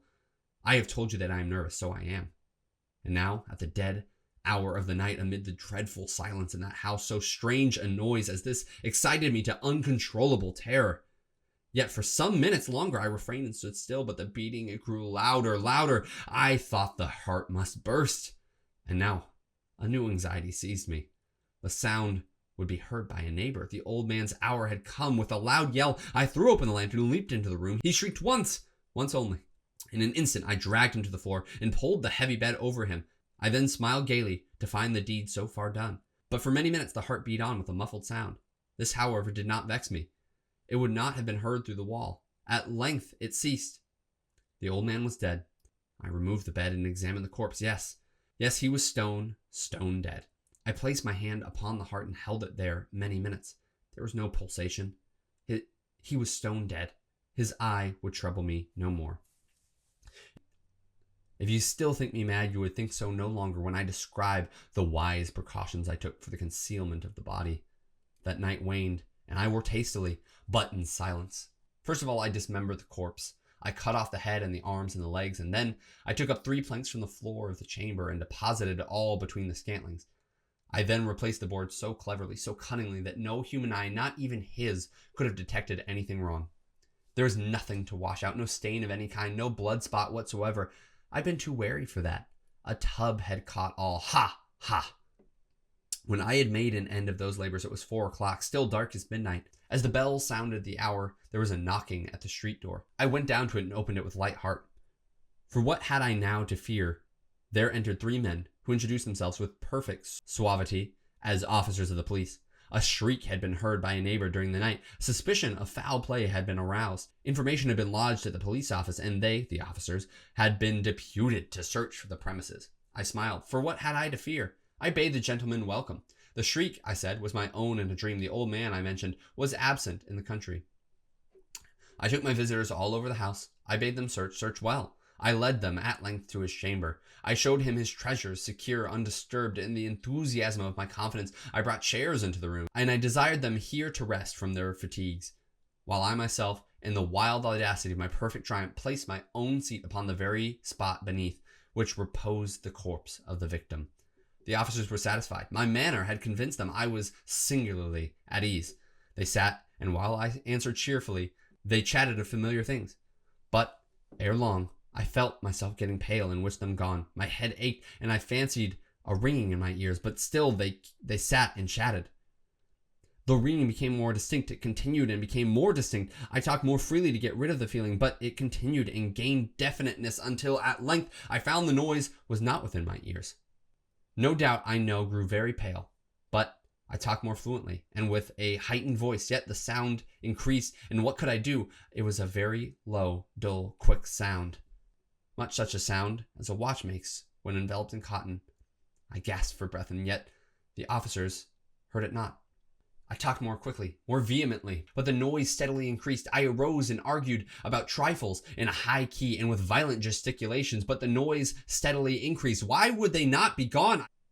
I paced the floor to and fro with heavy strides as if excited to fury by the observations of these men, but the noise steadily increased. Oh God, what could I do? I foamed, I raved, I swore. I swung the chair upon which I had been sitting and grated across the board, but the noise arose over all and continually increased. It grew louder, and still the men chatted pleasantly and smiled. Was it possible they heard it not? Almighty God, no, they heard, they suspected, they knew. They were making a mockery of my horror. This, I thought, and this I think, but anything was better than this agony. Anything was more tolerable than this derision. I could hear those hypocritical smiles no longer. I felt that I must scream or die, and now again, hark, louder, louder, louder, louder. Villains! I shrieked. Dissemble me no more. I admit the deed. Tear up the planks. Here, here. It is the beating of his hideous heart. So the telltale heart, what do? They use a lot of those 5 sense language. They create a lot of sense of tension and passion, right? They use words that raise the stakes. And there's kind of constant tension. As soon as he makes a sound, they sit there, wait for a while. We wonder what he's going to do. Then he kills the man and he puts him away. But then the police are there. And then the police are there and he's feeling confident. But then he hears the noise, right? So we're constantly creating a new source of tension to keep people moving forward. That's a great lesson to take from the telltale heart, right?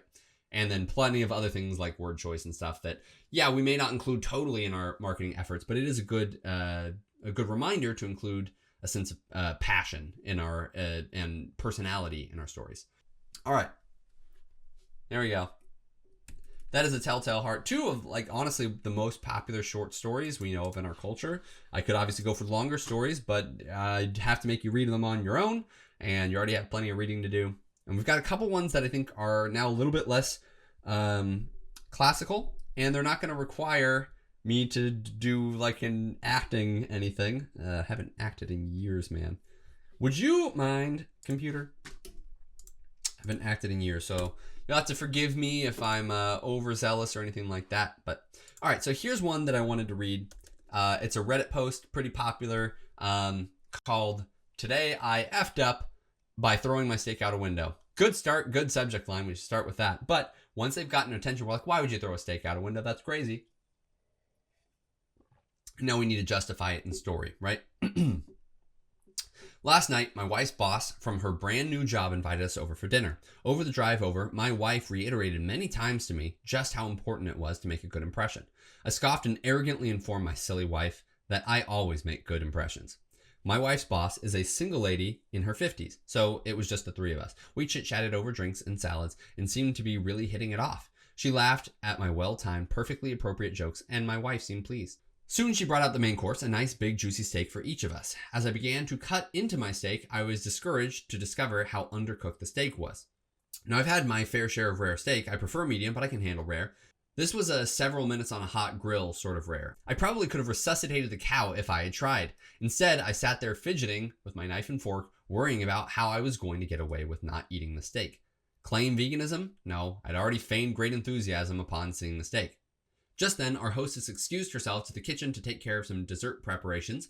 As I looked across the fancy dining room table at the open window of the 3rd-story apartment, a cartoon light bulb appeared over my head. I knew I had to be decisive, realizing that she could return at any moment. I committed. I grabbed the steak with my hand, gently shook off the juice, and executed a perfect throw right through the center of the open window. Here's the big time FU.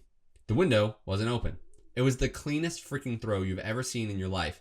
That is, until my mostly raw slab of steak slammed up against it and slowly slid down, leaving a trail of bloody juice in its wake. Uh-oh. That's so 5 cents words, right? So we're showing personality, we're coming through and we're saying, nice big juicy steak.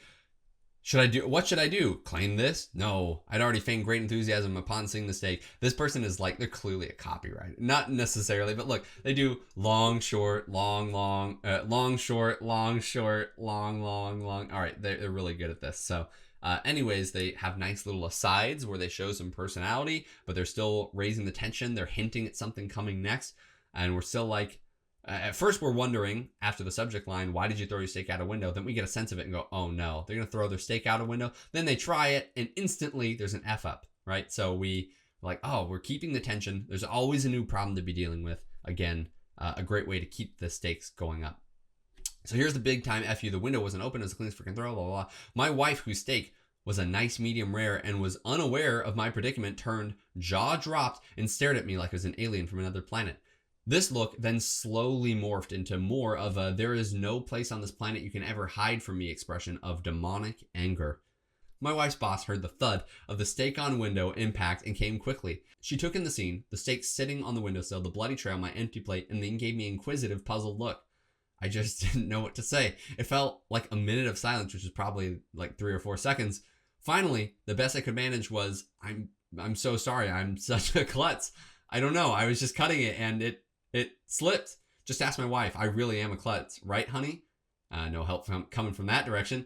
I'll clean this up. I can't believe it. I'm just so sorry, etc., etc. Both women continued to stare at me like I'd escaped from the loony bin as I smeared the blood around on the window with my cloth napkin, dusted off the steak, and continued to mutter my incoherent explanation. I knew no one was buying the story. Oh man, how the loony bin smeared the blood. Such great words, right? It's really painting a picture with those smearing the blood. Ugh. With a cloth napkin, dusted off the steak, continued to mutter my incoherent explanation. I knew no one was buying the story. I knew what I had to do. I sheepishly returned to my seat and proceeded to eat every bite of that disgusting, cold, chewy, bloody, raw steak. Good adjectives. I remained pretty quiet the rest of the evening. My wife's only 2 words to me since then are, "I'm fine." Pretty good story. Now, there's no resolution there. I mean, there is if you go through, but it's a crazy story. But anyways, like I said, we keep the tension up throughout the whole thing. Every time there seems like a resolution, or we might know what the resolution is, we're introduced to a new problem, which is, how is this going to resolve? How is this going to end? So very good. Lots of evocative words. Pretty good story. Great storytelling. There's always a new source of tension, and what we're doing here is we're using a lot of those good 5-sense words that Dan Kennedy constantly talks about. Disgusting, cold, chewy, bloody, raw steak, right? All right, so we're talking about, and we're infusing so much personality. You know, we're using I ... I'm so sorry. I am such a klutz. I don't know. I was just cutting it. Right, we're adding in all these ... and stutters and things that add more personality. Should we do that all the time? No, most of it is kind of like long form. Here's the big time F you. The window wasn't open. It was the cleanest freaking throw you'd seen in your entire life, right? So they're going through, they're posting things. It sounds like you talk, but in a really compelling storytelling way. But this is just a story. I want to say it's not always exactly the same as when you are copywriting. So let's look at someone who tells really good stories from a copywriting perspective. This is Rocky Rodriguez, or as I know him, Rocky Ullah. / Coach Rock. So Coach Rock is probably best known for what is the name of his? I Heart Basketball, maybe. I Love Basketball. Had some drama. Now he's on a new YouTube channel. Let's leave it there and not talk about all the drama behind that. But now he has something called Revenge Basketball. He no longer is associated with I Heart Basketball or whatever it was. Oh, let's look it up. I have to know. I must know for the sake of the drama. Rocky Ullah. Who's that guy? I Love Basketball TV. Yeah. So used to be associated with this channel. There was some drama. Now he's not. Hey, would you look at that? The charm bracelet strategy. Someone just recorded Creator You. Wow, that's pretty nuts. Well, since that's available, that's a good video of Rocky Ullah talking about the charm bracelet strategy. They should not be just grabbing that. Also associated with Creator You. You can see that he's on it, but whatever. Anyways, Rocky Ullah. You should go buy Creator You and not get this, but that's a great video. It's available on YouTube, so it is what it is. All right, so anyways, back to Rocky Ullah. Used to have this. Now he has something called Revenge Basketball. Revenge Basketball. So his actual name is Rocky Ullah. He's a great copywriter. Can you take me to Revenge Basketball, please? YouTube, what is wrong with you? Maybe you have to remove Rocky's name? What in the world?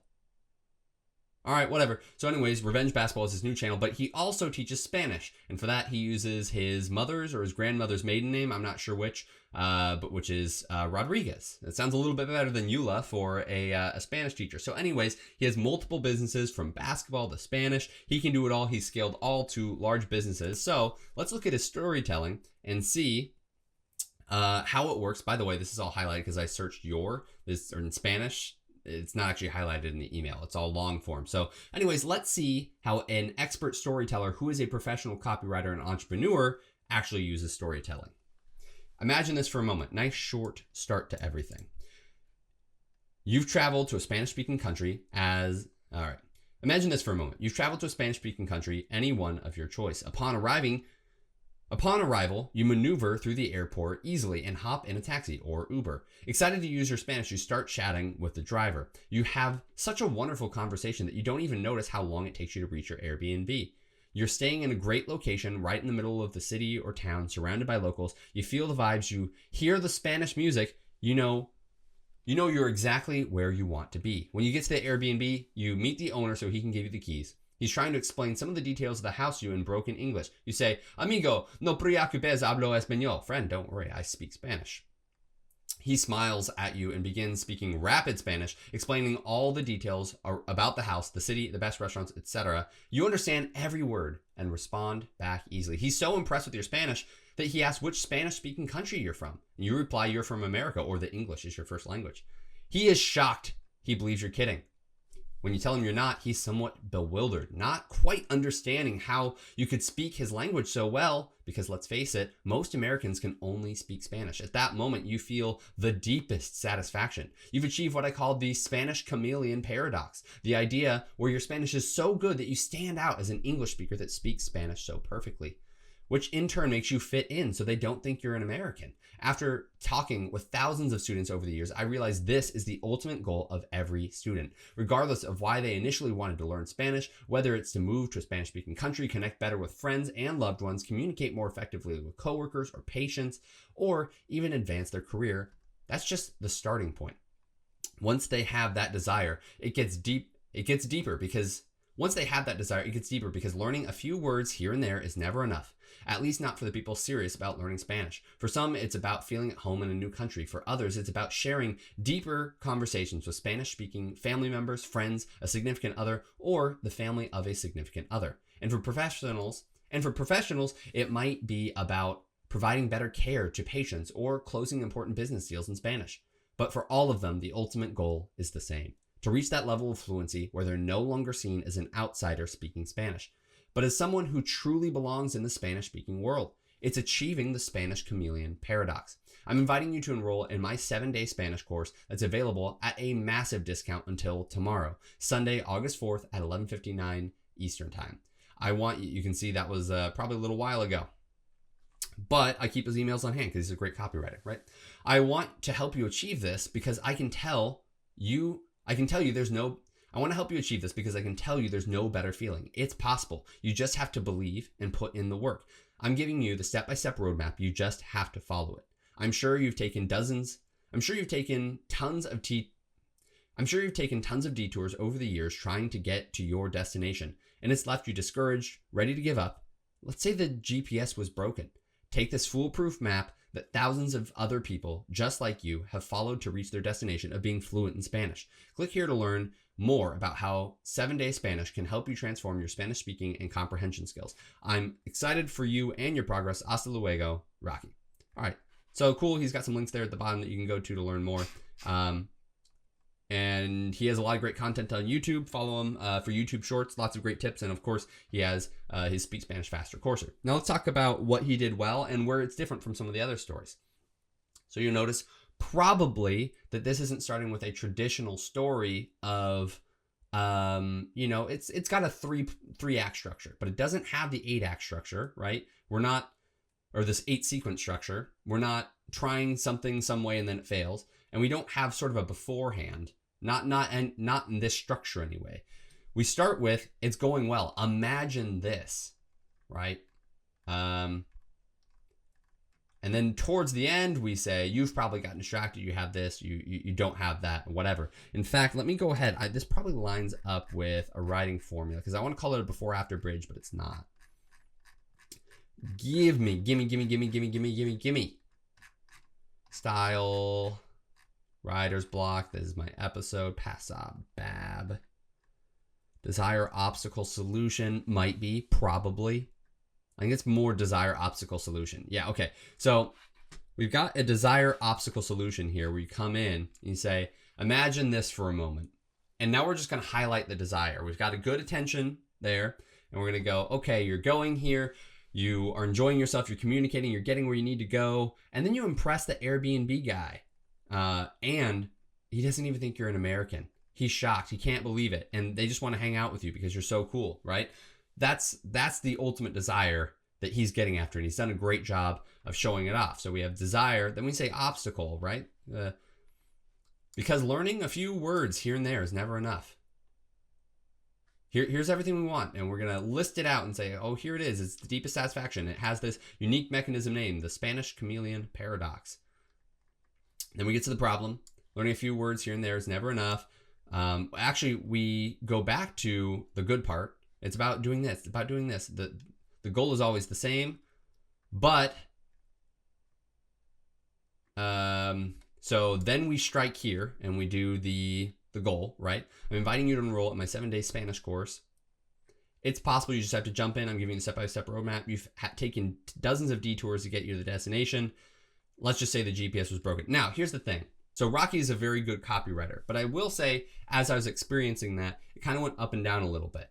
That does happen. When you go for these longer emails, we'll talk about longer emails in depth another day. One thing that you notice is it's a lot harder to do that constant rise, right? You kind of have to like take a little bit of a detour and then come back. Why do you want to do a longer email? Because think of it this way. If you hang out with me for 2 minutes, you might give me $10, but you're definitely not giving me $10,000, right? So if you want to sell higher ticket items, you need to spend more time with people. And maybe even for $10. If they just met you, why would I give you $10, right? That's crazy. So you need to spend more time with them, which means longer content, which means it's very difficult to go up, have a serious thing, and just maintain that or keep going up and up and up with the level of tension you're experiencing. So this is something that you can struggle with long emails. But I think what he could have done here is he has all the elements in order, right? Or he has all the elements here. I just wish that he would have stuck more to the desire obstacle solution thing. Because I think that here he hits, because learning a few words here and there is never enough. And then he says, at least not for people who are curious about it, for some it's about this. So we go right back to the benefit. So why do we like problem benefit? That can work where you say like, oh, almost kind of like teasing at the solution. But what I would have liked to have seen instead is we spend a little bit more time on this problem and then go back to the benefit and transition nicely into the Spanish course. So here's how I would have done this. Everything was good up until this point, regardless of why you want to initially learn Spanish, whether it's to move to a Spanish-speaking country, connect better with friends and loved ones, communicate with more effectively with coworkers and patients, or even advance your career. That's just the starting point. Once they have that desire, it gets deeper because learning a few words here and there is never enough. You don't want to go to a country and not fit in. You want to enjoy yourself on vacation and not be looked at askance for being that American, in quotes, right? I'd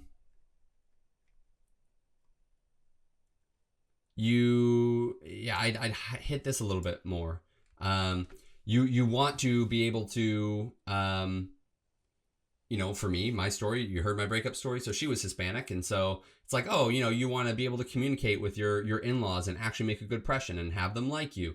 And so you need to learn how to do Spanish with that. And so far, everything you've tried has failed you. Why? Because what's your unique selling proposition here? I know Rocky's USP. His USP is, and he said it earlier, that you're just practicing some words. And so what he does is actually have you practice the words in conversation with him. He doesn't have you go over donde está la biblioteca, right? He's like, all right, here's how, I didn't even learn this in high school Spanish. Dale is how you say hello, right? But dale, we didn't learn that. We learned hola, hasta mañana. No. Hola, buenos días, buenas noches, buenas tardes. Like we learned those. We didn't learn dale. So he kind of a more street slang and actually practicing it, not even slang, just how people every day communicate is not how you learn in your formal classes, right? So he'd say, the problem is you've been using this stuck up book Spanish, reading it and never actually practicing speaking it. But all you want to do is speak it. And all you want to do is fit in and not sound like a nerd, but sound like a natural person. Now that's my personal flair on it. He probably doesn't speak quite that way, but that should be the angle. So I think he could do a little bit better after hitting this, saying problem. You've been doing it the wrong way. It hasn't been working. That's what sets us apart. Now we can transition back into the positive stuff because it's a short way to our pitch. So we say, the ultimate goal is, and for professionals, it might be about providing better care. It It's never enough, at least not for these people. Okay. It's a little rough there, so we'd have to smooth that out. But then we transition into, to reach that level of fluency, that's a good point to jump back in. To reach the level of fluency you want, where you're no longer seen as an outsider speaking Spanish, you need a system like this. You need to really practice it and learn the words and phrases that real people are using. But as someone who truly you want to sound like someone who truly belongs in the Spanish speaking world. You want to achieve the Spanish chameleon paradox. You can say, you want. By the way, there's something called, I'm forgetting the exact phrase, but it's basically presuming something in your language. So you say, you want this. You're almost embedding, like, yes, I do want that. That's true. And so that's a good one to repeat. You want this. So we could hit that. You want to achieve the Spanish chameleon paradox. And that's why I'm inviting you to enroll in my 7-day Spanish course. That I think here, that brief transition. In the first episode, you heard me talk about there's the pitch, there's the content. For webinars, there's the pitch, and then you have the transition. I think, and the first day you heard me talk about webinar formulas. So you have the content, then you have the transition, then you have the pitch. And kind of everywhere, the transition is important. You have to connect everything you wanted, everything you just did a good job of highlighting here to your actual pitch, right? And so I think that simple, you want the Spanish chameleon paradox. And that's why I'm inviting you to enroll in my 7-day Spanish course. That might be implied, but adding that little bit there, just being specific about it would be huge. I want to help you do this. It's possible. You just have to believe in the work. Okay. This is one of those situations like we had with the, we had with the political emails the other day where they had 2 call to actions. I think that's totally fine. That's why I'm inviting you to do it here. Save your seat. I'd hit it right there. That's the moments of highest tension. What he's doing here is also totally fine, which is like, after that, some people may not click and I'm not sure why. So now we're in overcoming objection stage. So let's say we put a call to action right here. And then afterwards it goes, I want to help you finally achieve your goals because there's no better feeling. It's possible. You just have to believe and put in the work.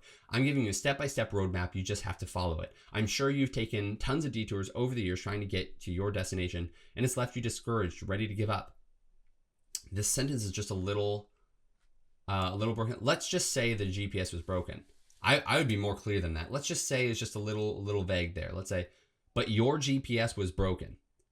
What you really need is a foolproof map that thousands of other people just like you have followed to reach their destination of being fluent in Spanish. One thing when you're copywriting is you have to be clear. The clearer you are, the better your results are going to be. That's with your instructions. That's with your metaphors. Don't let it get murky. Let it be very clear exactly what the problem is, what the benefit is, all that sort of thing. So, but your GPS was broken. What you need is a foolproof map that thousands of other people, just like you, have followed to reach their destination of being fluent in Spanish. Click here to learn more about the 7-day Spanish.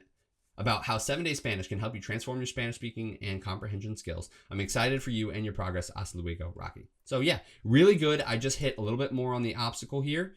We might have to kind of rework this transition area, but somewhere around here to reach that level of fluency, you can go back in and then I do the double call to action there because I think that his strongest moment is right in there. So anyways, other than that, really great story, right? You really connected with it. You really got a sense of the benefit you would get from speaking Spanish. And like I said, 80% of your results are from the top of your funnel. All of my criticisms, all of my critiques were down here at the bottom. So when you're fixing a funnel, 20% of your work's down here, 80% of your work's down here.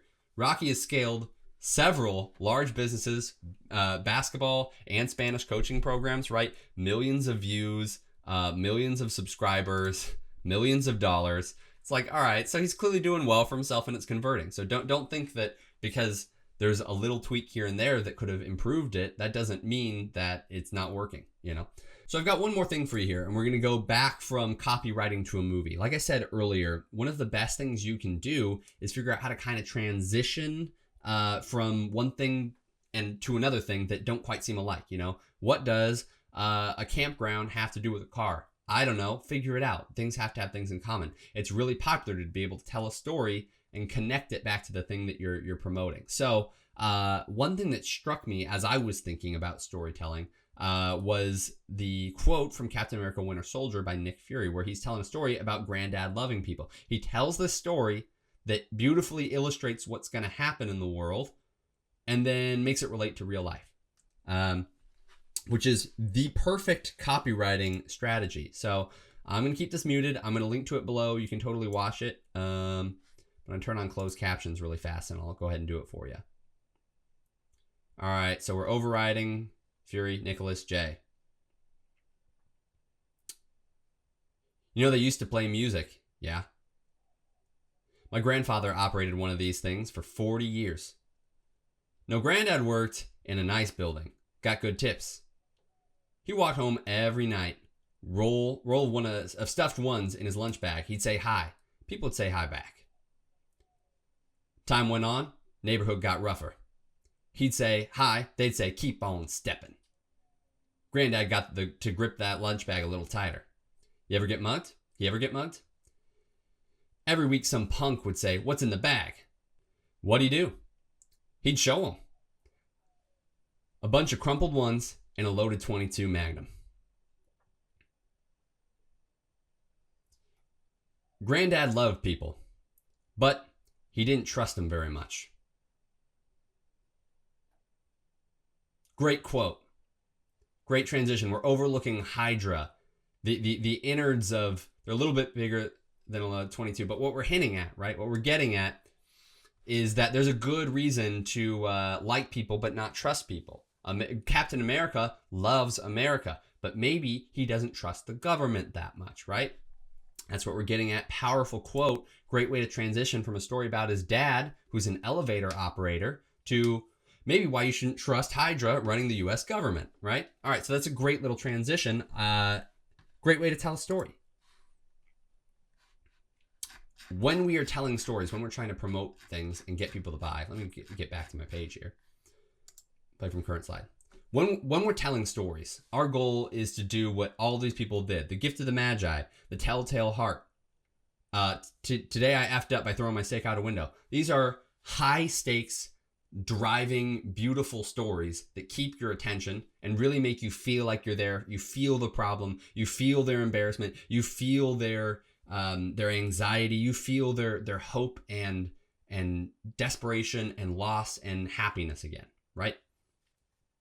With Nick Fury, we're starting to get into, all right, how am I telling a story that seems totally unrelated and actually moves me to understand the problem? Right? Nick Fury's got this whole arsenal of big weapons because he's not planning on using it, but if he has to, he will. That's Nick Fury's perspective.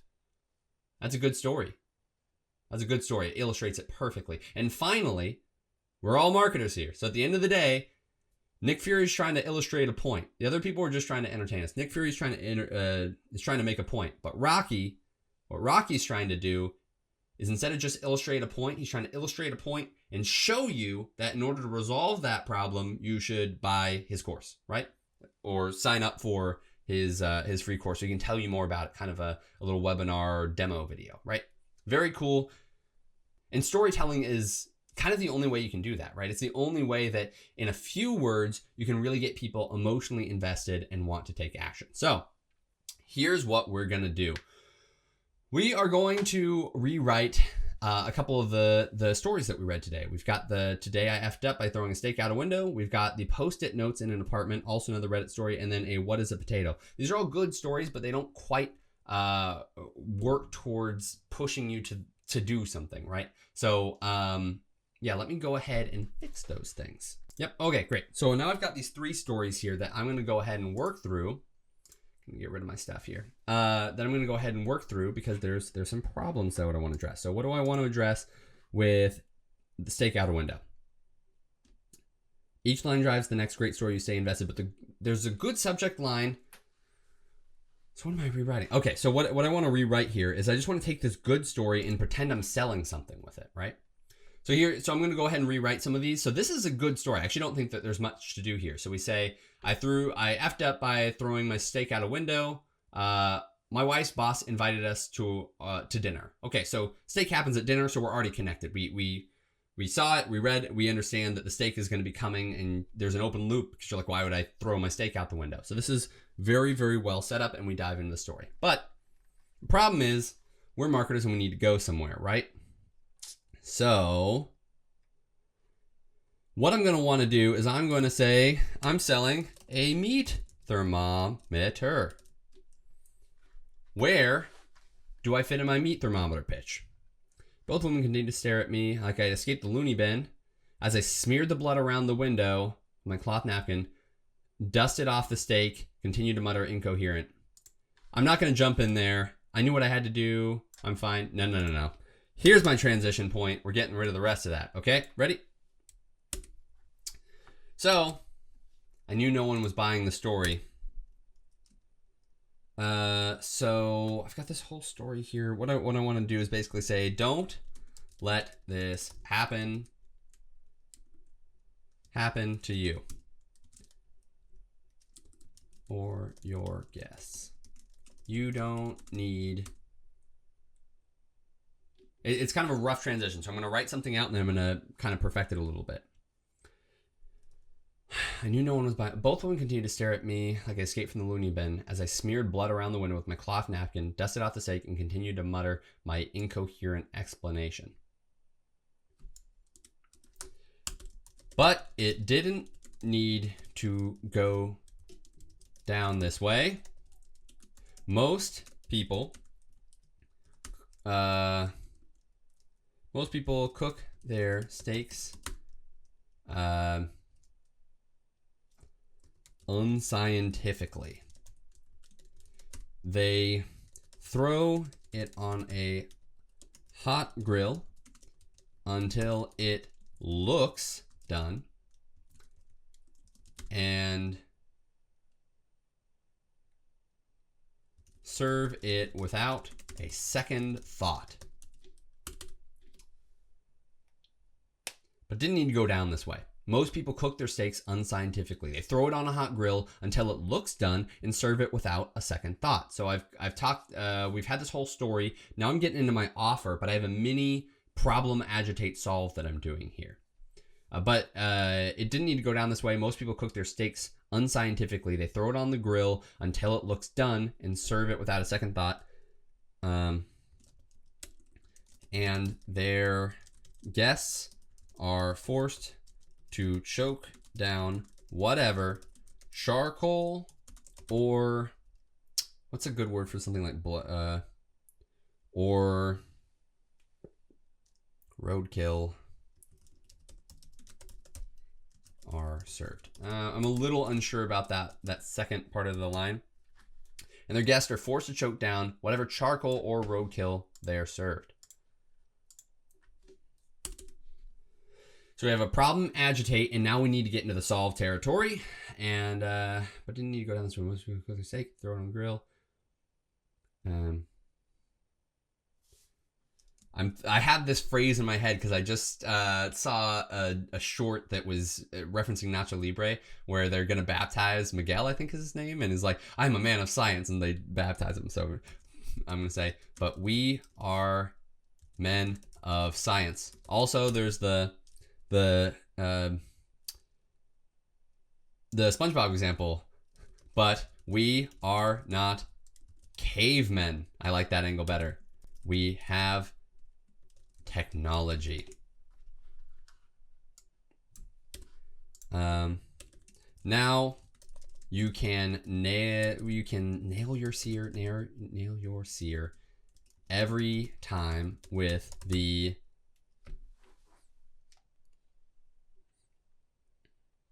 Now you can nail your seer every time with the perfect pounder 7,000. That sounds like a sex toy. Let's not do that. All right. No. Let's not do that, huh? Now you can nail your seer every time with the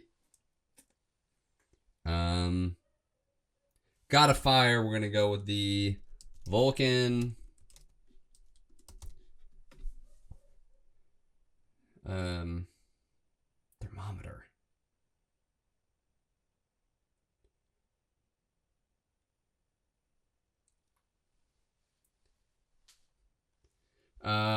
temperature gauge, with the temp pal, temperature heat, the meat heat, the meat meter, the meat meter. Does that exist? That feels like it already exists. I'm sorry if I've done this to you. Meat meter. It's because I spelled meter, you idiot. Meat meter. Meat meter at Amazon. All right, I'm sorry. All right, just let it be known that I wrote it well enough. So at the generic meat thermometer. Oops, this happens with good ideas a lot. Now you can nail your CTA every time with a generic meat thermometer. With our now we have technology. Take now out of it. We're now just going to go nail your CTA every time, right? We want the benefit at the beginning of our call to action. Nail your CTA every time with a generic meat thermometer.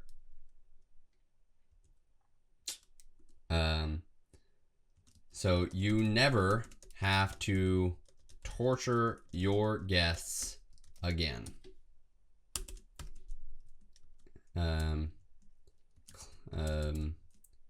Shop now. Okay, great. Pretty decent, right? So now I'm gonna go back a little ways, so we can kind of read through it. My wife, whose steak was a nice medium rare, was unaware of the predicament, totally jaw dropped and stared at me like as an alien from another planet. This look then slowly morphed into more of a "there's no place on this planet you can ever hide from me" expression of demonic anger. My wife's boss heard the thud of the steak on the window impact and came quickly. She took in the scene and the steak sitting on the windowsill, the blood trail, my empty plate, and then gave me an inquisitive, puzzled look. I just didn't know what to say. It felt like a minute of silence, but it was probably 3 to 4 seconds. Finally, the best I could manage was, "I'm so sorry, I'm such a klutz, yada, yada, yada. I'll clean this up. I can't believe it. I'm so sorry," etc., etc. Both women continued to stare at me like I'd escaped from the loony bin as I smeared the blood around the window with my cloth napkin, dusted out the steak, and continued to mutter my incoherent explanation. But it didn't need to go down this way. Most people cook their steaks unscientifically. They throw it on a hot grill until it looks done and serve it without a second thought, and their guests are forced to choke down whatever charcoal or roadkill they're served. But we are not cavemen. We have technology! Exclamation point. Nail your CTA every time with the generic meat thermometer so you never have to torture your guests again. I don't like the negative there, actually. And it's funny, and that's my vibe, but I do think we should go positive here at the end. So you can nail your CTA. I've already done. No, it's fine. We can go happy, sad. That's fine. It is what it is. All right, cool. Next example, post-it notes in the apartment. All the elements have a good story, but the arrangement is bad due to multiple posts. Yeah. Okay, so here's another story from Reddit. Let's read through it really fast and you can see what's working and what's not. So this is a mature one, I guess. Post-it notes left in apartment. On the 15th of April, I found a yellow post-it note in handwriting that wasn't mine on my desk, reminding me of some errands I had to do, but told literally nobody about. While odd, I chalked it up to something I did in my sleep, thinking maybe in my half-awake state I scrawled it so that it didn't appear to be my handwriting. I threw it out and thought little of it. On the 19th, I found another post-it note on the back of my desk chair in the same handwriting as the previous note, telling me to make sure I saved my documents. I was freaked out, but there were no other signs of a break-in, so I set up a webcam in my house, aimed at my desk, and used a security cam app for it to record after detecting movement. On the 28th, I woke up to find another post-it note, this one saying, "Our landlord isn't letting me talk to you, but it's important we do." I immediately checked my webcam's folder on my computer and found nothing from the night before, but my computer's recycling bin had been empty, which I am certain I did not do recently, indicating someone had noticed the webcam and deleted the files. They were just saved straight to a folder on my desktop called webcam. Today, on the 1st of May, I found another post-it note, this time on the outside of my door with nothing written on it. And there also appear to be post-it notes on many other doors in my apartment complex, all blank in varying colors. Do I have any legal recourse here? I have no proof except the post-it notes, but those are written by my pen and on my post-it note, so conceivably I could have faked them. Would contacting the police get me into trouble? If they can't determine an outside source for this, I just want to make sure I'm not wasting anyone's time. Should I consult my landlord? Those also living in the complex. So this is written by someone who has a genuine question. They're not trying to be super entertaining like the throwing the steak out the window person. But there's a great start. It doesn't appear to be the plot of a Ray Bradbury story. It's good, right? They have the good elements of a real tale. It's possible that your landlord is leaving them. It's likely. All right, so we go through. It might be a mental health issue you could be experiencing, or it might be a physical problem. You mentioned having a very unusual narrow bedroom doors. Is there any chance you're not getting enough ventilation that you sleep, or that there's a carbon monoxide leak in the building? A cheaper CO detector, which you should have anyways, is a fast way to find out. You also have really bad headaches. Come to find out, I have really bad headaches from the original poster, and I actually do have a CO detector. Guess I should probably take it out of the box and plug it in. Come to find out, there's been a carbon monoxide leak, and she's been losing her mind, right? So you go down a little bit further. So what I want to do here, this is a great opportunity to write a whole short email here promoting a carbon monoxide detector. So here we go. What we're going to do, subject line, body. What's our order going to be? Start with our subject line. What gets attention? So we got post. Let's just stick with what she did, right? I'm gonna call it suspicious post-it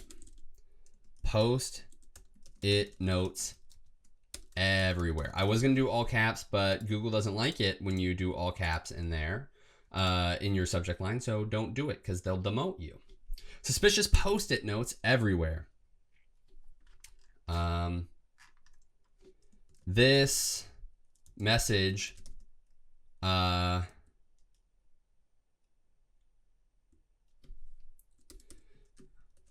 what would you do if you had suspicion uh-oh. I like to start with something short. Imagine you woke up to an apartment full of suspicious notes, not in your handwriting, all over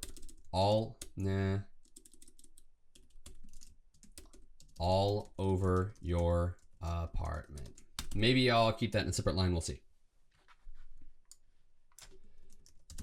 Would you call the police? Maybe you'd set up a webcam to catch the intruder. I'd like to have 3 things there. Did she try 3 things?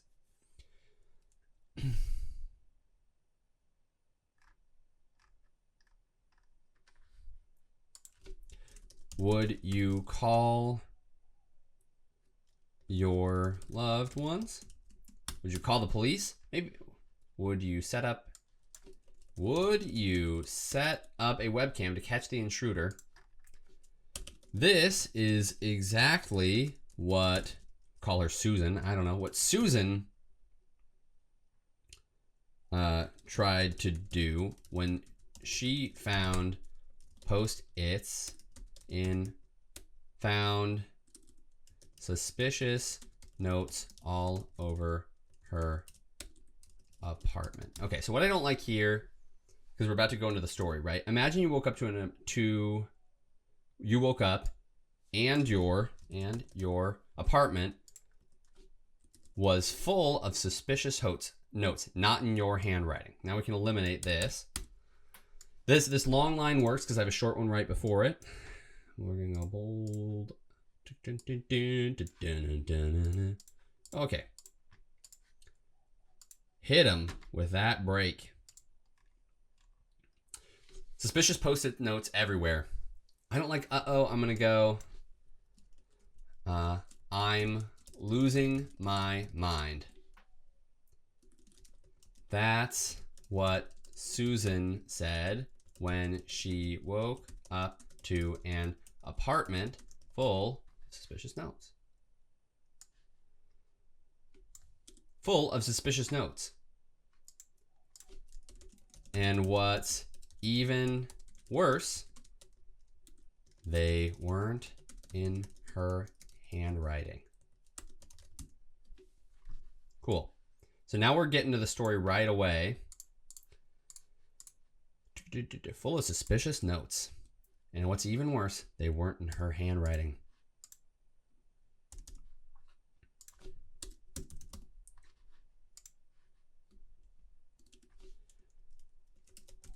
What would you do in her situation? Would you call your loved one? Would you call the police? Would you set up a webcam to catch the intruder? So we have a nice rhetorical question here now. And now we can go right back into the story. That's exactly what Susan tried to do when she found a suspicious note all over her apartment. So what we're doing here is we don't have a twist we can do, right? So now we're saying, and it's too short of a time period to say what life was like before. And we certainly don't have that. So what we're doing here is basically using some version of a narrative to build out a problem, agitate, solve, right? We have the problem right away. She's losing her mind. Now we're saying, building up tension. What would you do in this situation? She can't catch them. So now we're going to really build it up. What's going to happen, right?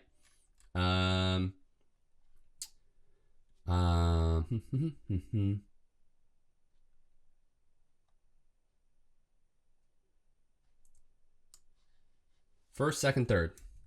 That's pretty convenient.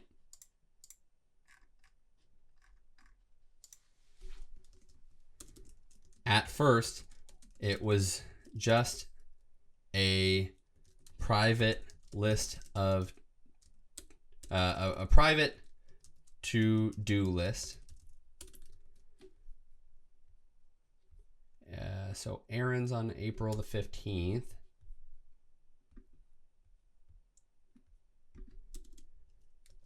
And she just brushed it off.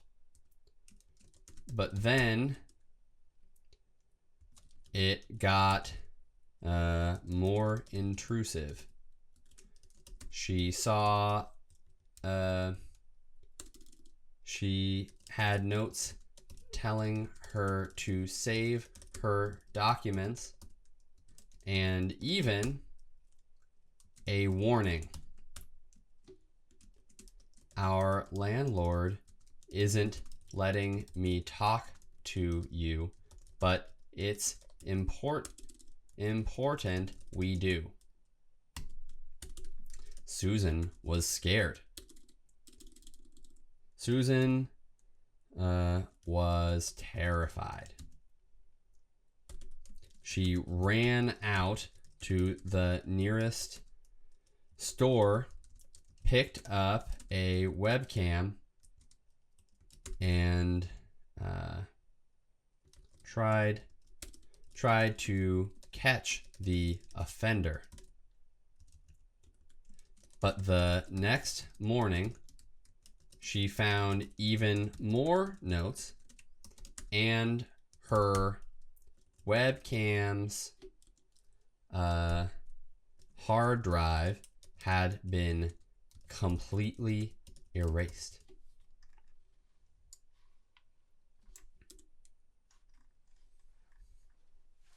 Good. So what we have to do now is transition this to buy our CO detector, right? I'm losing my mind. Okay, the next morning she found even more notes, and her webcam's hard drive had been completely erased. At this point,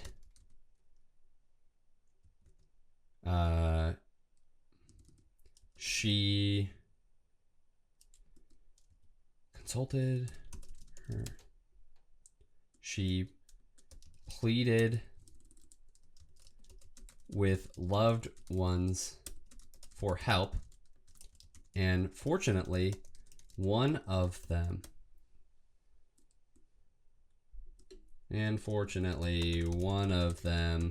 had the answer.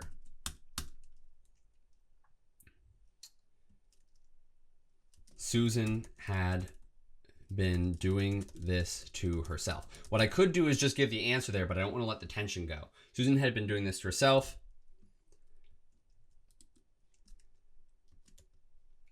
Susan had been doing this to herself. Her notes were likely a result of memory loss because she had spent weeks breathing in hazardous Got to have a scary word in there. Hazardous. I like dangerous. Dangerous is a smaller word. Dangerous. Carbon monoxide. No, I'm going to make it sound scientific-y. It sounds worse, right? Hazardous. Carbon monoxide gas. The silent but deadly killer. So when did we get CO detectors? Because what I want to do is 1925 by Lowe's? That's crazy. I don't know. It's by James Lowe. I guess I don't know that is. The silent but deadly killer.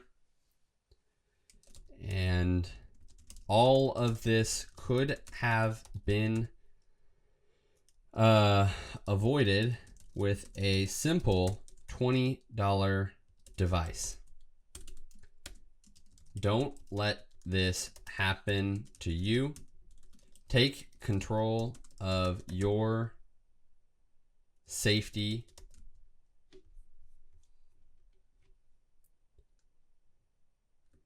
and get, I'm going to say this is actually an installation service, not a product, and get your CO detectors checked today. Schedule a call. Great. So I'm going to read through this because, again, I wrote this down really fast. Normally what I do after I finish this, I just walk away, right? I write something. It took me like 10 minutes maybe. And I'd walk away, I'd sleep on it, come back the next day and edit it. But I think that's kind of lame. So I'm going to go ahead and read through it with you here and do my best. Suspicious Post-it notes everywhere. I'm losing my mind. Those are pretty connected. It's suspicious. I'm losing my mind. We've connected them pretty well. You're still invested. But we still don't know why the Post-it notes are everywhere. So it's a good open loop. I'm losing my mind. That's what Susan said when she woke up to an apartment full of suspicious notes. And what's even worse, they weren't in her handwriting. What would you do in her situation? Would you call? I'm going to hit those with a bullet point right now so that I get some, like a visual break in this email. Would you call your loved ones? Would you call the police? Would you set up a webcam to catch the intruder? Nah, I liked it better without it. What am I going to do? What would you do in your situation? ... That's how I'm going to set it up. I don't like the bullets, but I can do that. And that kind of leads in the question, like, would you call your loved ones? Would you call the police? Would you set up a webcam? It adds a sense of unsureness, right? This is exactly, that's, sometimes I write too formally. That's exactly what Susan tried to do when she found suspicious notes all over her pouch. She found suspicious notes. Now it's already been said. I don't need to do that. At first, it was just a private to-do list, just a note with a private to-do list, and she just brushed it off. ...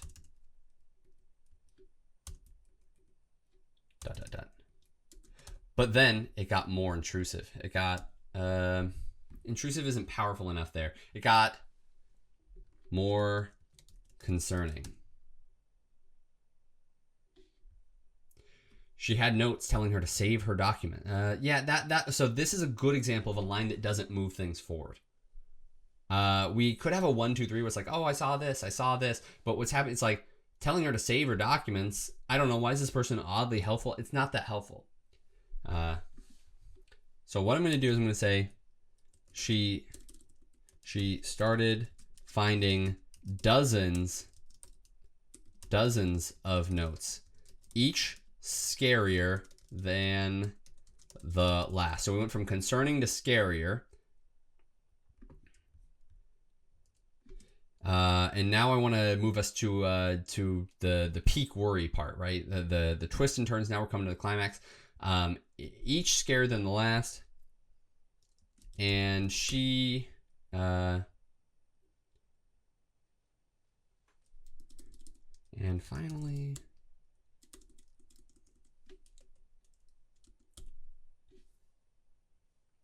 I want to make this the climax here. She started finding dozens of notes, each scarier than the last. And she was ready to pack up and leave when she found this warning.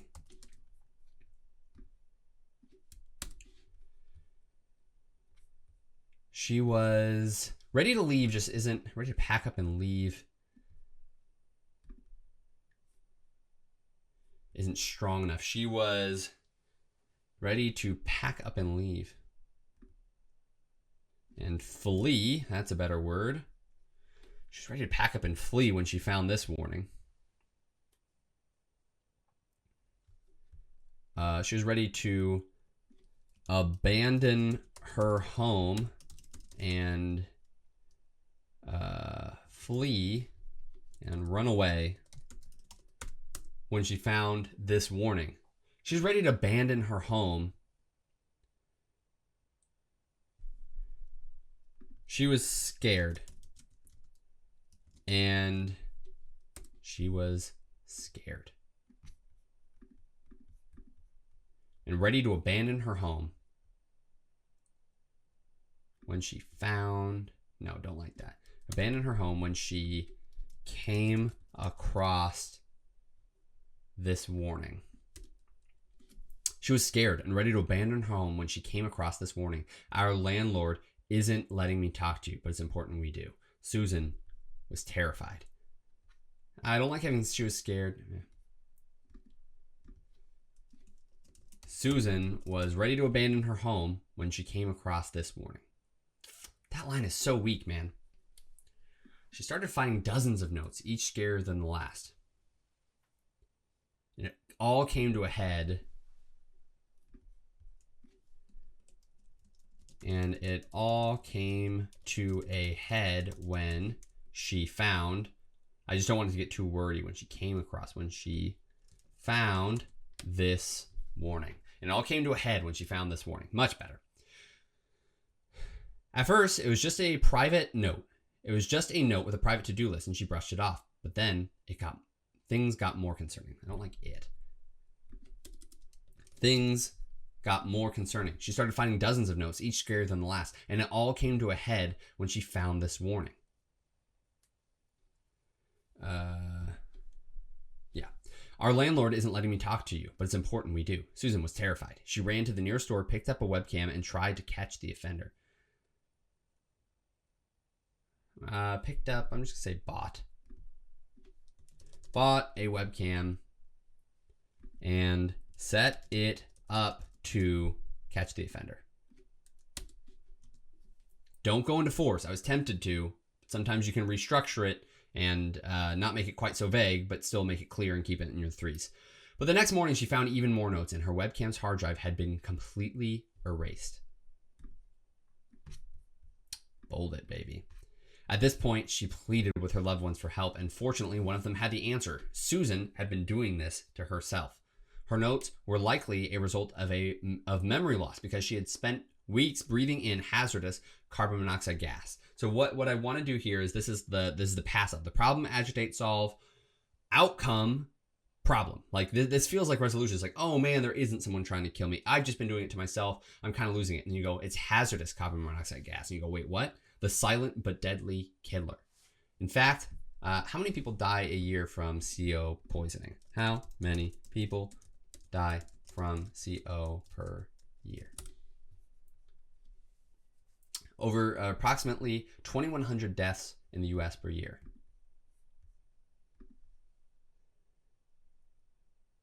The silent but deadly killer. This deadly gas is responsible. This silent but deadly. This silent but deadly gas is responsible for over 2,100 deaths in the U.S. per year.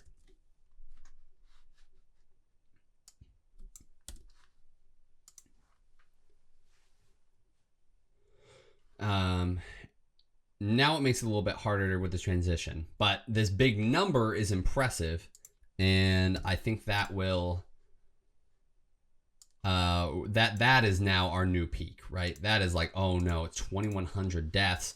How do I do this? And you can avoid everything with a simple and yet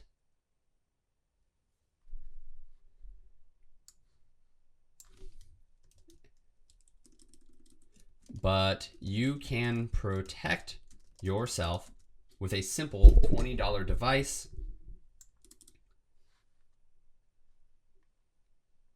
Now eliminated a superfluous line there, so we combine 2 into 1. But you can protect yourself with a simple $20 device. Take control of your safety today. Let's add a sense of immediacy today, and get your. Well, we'll go generic. Your generic CO detectors today. We'll go back to buying. Schedule a call. Get yours now. And maybe I'd test like get your life-saving device now, but it's a little long. So I'm gonna go back to get yours now. I'm just gonna make that my default. All right, cool. So you can see how I can take kind of really any story, talking about putting two things together that don't normally seem like they go together, and I can turn it into a compelling story that helps me sell something. All right, final one. Whoo! Formatting on this, David, you just didn't feel like you needed to reformat this. Okay, sure. That's just gonna be a potato. Saw this cute video the other day of a little girl who asked Santa for a potato for Christmas. Adorable. And then she got a potato for Christmas, and she wasn't sad. She was very happy. All right, here we go. Today I effed up by enraging the parents of my girlfriend by pretending not to know what a potato is. My girlfriend, who, let me tell you, is only my second girlfriend of all time, and said I am invited to dinner with her and her parents. I was very gassed, nervous, and bashful to be invited to such a situation, but I knew it must be done. It's a good story. It's a little dramatic. It's almost unbelievable, but it is what it is. I met them nicely, I should tell you, and it started off in a good way. What is this, Dr. Seuss? I met them nicely, I should tell you, and it started off in a good way. I told them of my adventures, of the things I'd done that day. Right, it's crazy. Anyways, I met them nicely, I should tell you, and it started off in a good way. The idea slapped my mind that I should do a comic bit to make a good impression and become known to them as the person who is amusing. But when I saw the baked potatoes were served, I got the idea that it would be very good if I pretended to not know what potatoes was. That would be funny. Well, let me tell you. Backfired on my face. I'll tell you how. So when the potato became on my plate, I acted very interested. Excuse me. So when the potato became on my plate, I acted very interested. I showed an expression on my face so as to seem that I was confused, astounded, but in a restrained way, curious and interested. They did notice and seemed confused, but did not remark. So I said, "This looks very interesting. What is this?" They stared at me, and the mother said, "It's a baked potato." And I was saying, "Oh, interesting, a baked, what is it again?" She said, a potato. And I was like, "A potato? Oh, interesting, never heard of a potato. It looks pretty good." And they didn't see that I was clowning, but I thought I really did not know what is a potato. So I knew I would be very ashamed, humiliated, depressed, and disgusted if I admitted. Didn't like that. If I admitted. Where was I? Dang it. Admitted. So I knew I would be very ashamed, humiliated, depressed, and disgusted if I admitted to making a bad joke. So what I did was to act as if it was not a joke, but I committed to the act of pretending I didn't know what a potato is. They asked me, very incredulous, did I not know what a potato was? That I had never heard of a potato? I went with it and told them yes. I did not even hear of a potato. Not only had I never eaten a potato, but I had never heard the word potato. They went on for a bit, and my girlfriend was acting very confused and embarrassed by my effed up antics. And then, the more insistent I was about not knowing what a potato was, what a potato is, was when them parents started thinking I did not know what a potato was. Well, let me tell you, I had to commit 100% at this point. When I would not admit to knowing what a potato was, the father especially began to get annoyed. At one point, he said something like, "Enough is enough. You're effing with us. Admit it." And I said, "Sir, before today, I never heard of a potato. I still don't know what a potato is. Other than some kind of food, I don't know what to tell you." Well, let me tell you, he got very annoyed. I decided to take a bite of the potato, and when I did, I made a high-pitched noise and said, "Tastes very strange." That is when the father started yelling at me, and the mother kept saying, "What are you doing?" And my girlfriend went to some other room. Finally, the father said I should get the F out of his house, and I said that it was irrational to treat me like this just because I'd never heard of a potato before. Well, let me tell you, he didn't take too kindly. Now, in text messages, I've been telling my girlfriend I really don't know what a potato is. The only way I can ever get out of this is for them to buy that I don't know what a potato is. I wish I never started it, but I can't go back. I think she'll break up with me anyways. What a story, man. All right, so gonna get into my PowerPoint. Great fundamental stories, sometimes too casual, sometimes too Latin. And when I say Latin, I don't mean like it's their bad language, like, you know, English is their second language. Not at all. What I mean is that there's certain words in there that should be Saxon. We talked about that a little bit earlier with making it simple, and we'll talk about it more tomorrow, by the way. But there's certain words that are too big. So anyways, I'm going to go through, and sometimes it gets a little distracted. So we're gonna clean this up and use it to sell just about anything, honestly, because I think the whole message here is doubling down when you make a mistake. That's the angle I'm going to go with, right? So let me go ahead and give you the one, the only DM's DR handbook, and I'm going to grab my dice and figure out what company I should write this for, because I think it'll work for just about anyone. 49. We're going to be writing this for Dapper Details Formal Wear Accessories. Great, that's a sweet angle. Formal wear accessories. So I'm now writing formal wear accessories. And the angle is not knowing something obvious. Great. So my subject line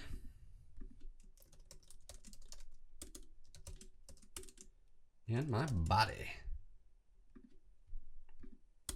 Subject line. Feeling lost? Question mark. So this is actually a really good subject line when you kind of get the feeling that people are overwhelmed, they're not engaging with your stuff. Maybe you have too many options for them, which is confusing. It's a whole problem if your offer stack is like, wait, there's so many things going on. Or maybe you're an education platform, or hey, maybe you offer formal wear and there's dozens of options and people are like, I don't know where to get started. So I could go feeling lost, or I could even try like not sure where to get started. So I'm going to split test those, and then the body will be the same. Both of them kind of lead into each other, right? So I'm going to start off and say, we get it. Building out your wardrobe can be intimidating. Right, so what I'm doing here, their objection is it's intimidating. I don't know where to get started. I feel like an idiot. What I'm doing is I'm softening. When you're handling an objection, you don't say it's scary. You say it can be intimidating. You round out all the words and say sometimes it's like this, right? So you say, we get it. Building out your wardrobe can be intimidating. Matching leathers. Matching metals. Finding the right... if I could do matching again, I would, but I don't know. Finding the right level of formality. I don't know. I'm unsure about that, but we'll come back to that later. See, this is how I do it. I keep going. Don't let yourself get bogged down. Just keep writing. Subject line: feeling lost? We get it. Building out your wardrobe can be intimidating. Matching leathers, matching metals, finding the right level of formality.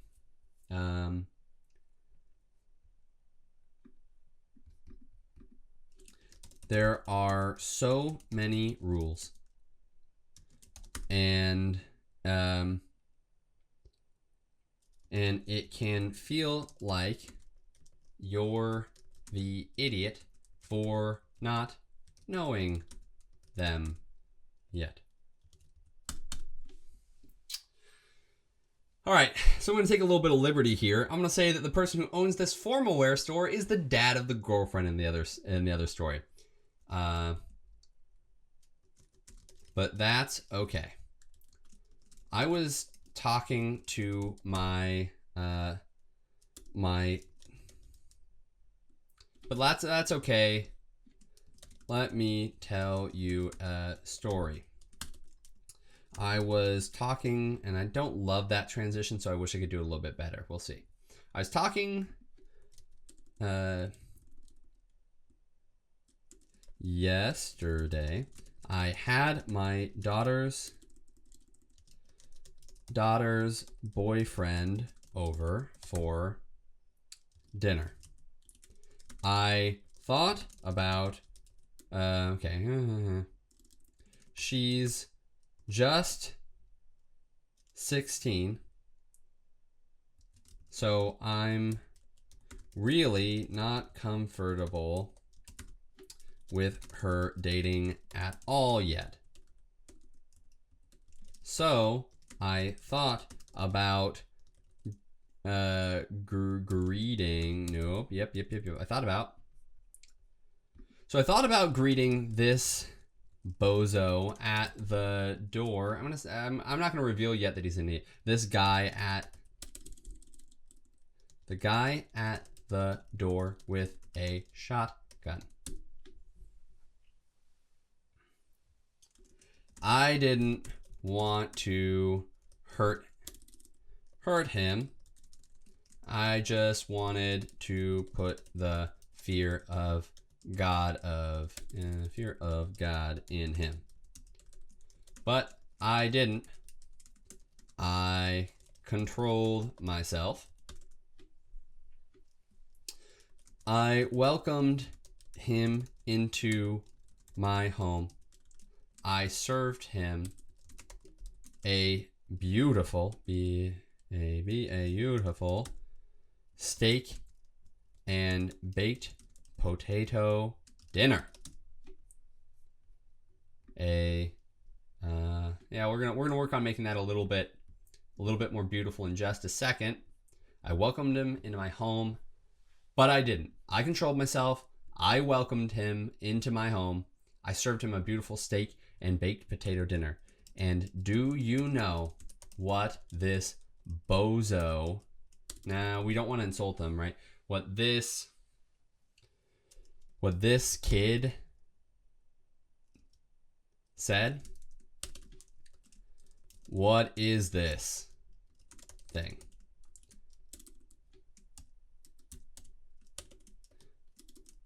I looked at the food.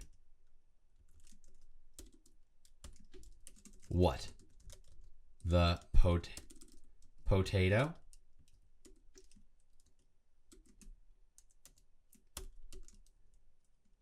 And what, the potato?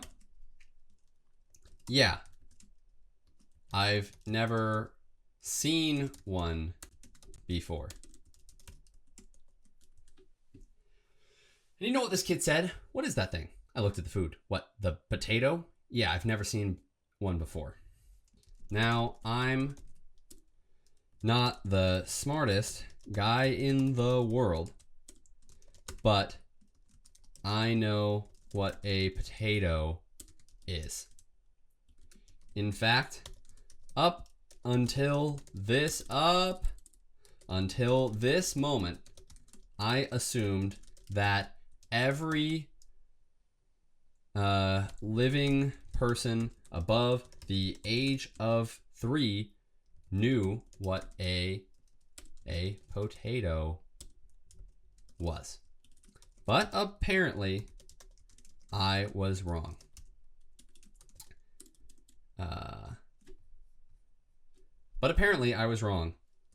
And I didn't realize that until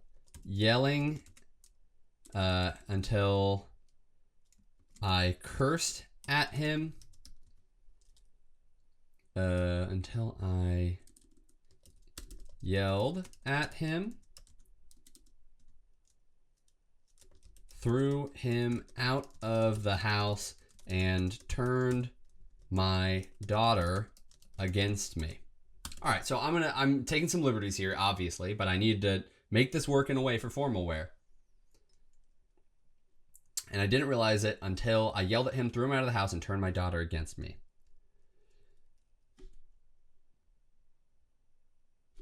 It turns out he really has never seen a potato before. And I'm okay with that now.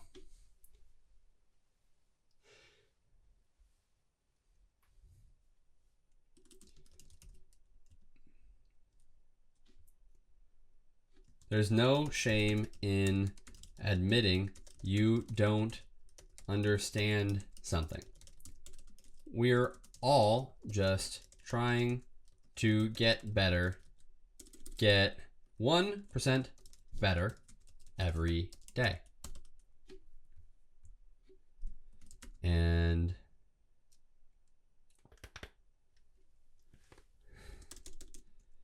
so when it comes to something like your formal wear, you're not alone. You're not stupid. You're not alone. You're not stupid.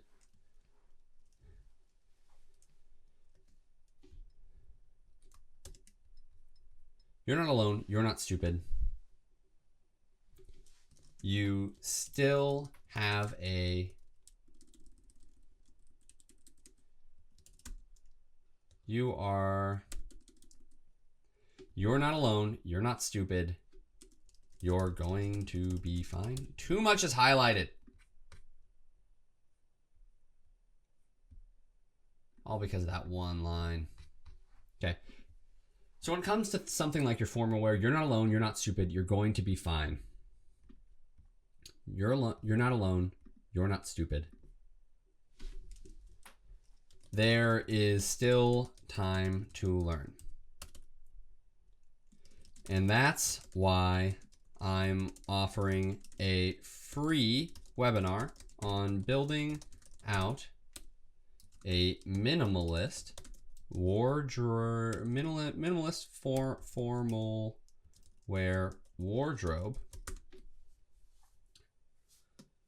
for the budding sartorialist, which is too big of a word. I'm gonna have to get rid of that.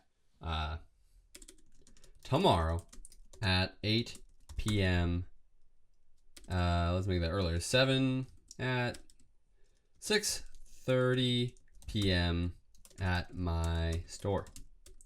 It's completely free, both to attend.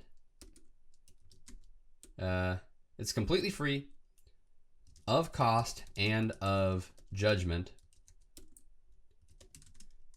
Just bring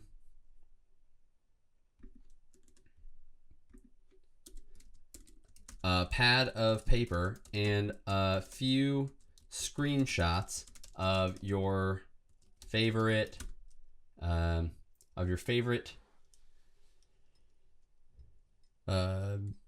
suits, some of your favorite celebrities, some of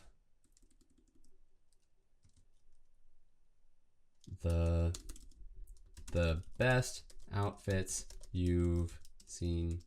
A few screenshots of outfits. Outfits is too feminine. I just don't want to outfit. A few outfits you aspire to. A few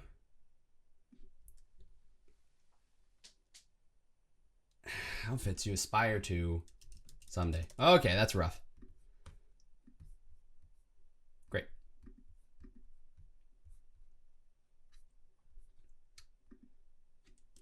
So I'm gonna exclude from you constant judgment. Save the date. All right, that's the call to action. Okay, great. Reread. All right, so let's go ahead and edit this, right? Feeling lost, not sure where to get started? We get it. Building out your wardrobe can be intimidating. Matching leathers, matching metals, finding the right level of formality.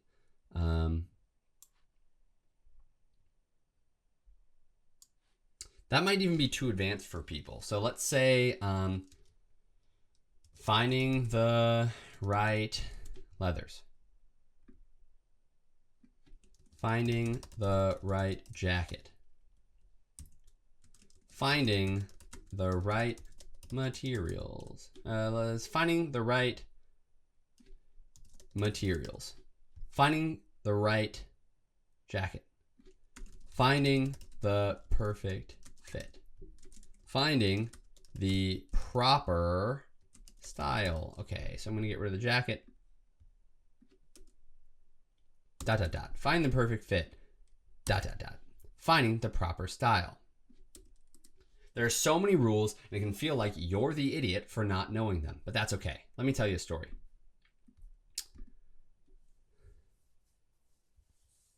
But that's okay. I think I said something a little bit later that I liked.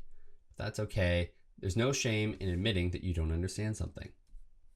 I'm going to keep that so I have kind of a consistent thing. But that's okay. There's no shame in admitting you don't understand something. Perfect transition. Yesterday, I had my daughter's boyfriend over for dinner. Now, I could go straight into the problem, but I want to build up some tension and add to the story, right? So this is my before, right? This is before this boyfriend came over. Here's all the things.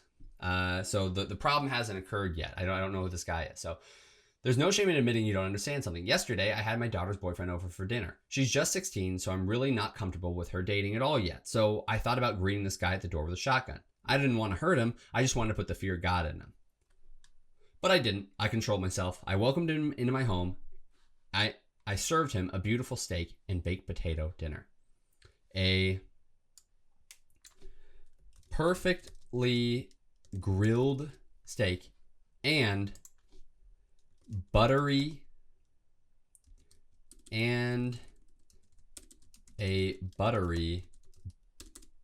cheesy baked potato for dinner.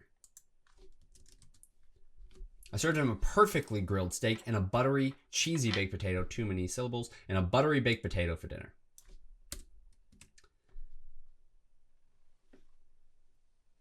And a fluffy buttery baked potato. Now let's keep it. I served him a perfectly grilled steak and a buttery baked potato for dinner.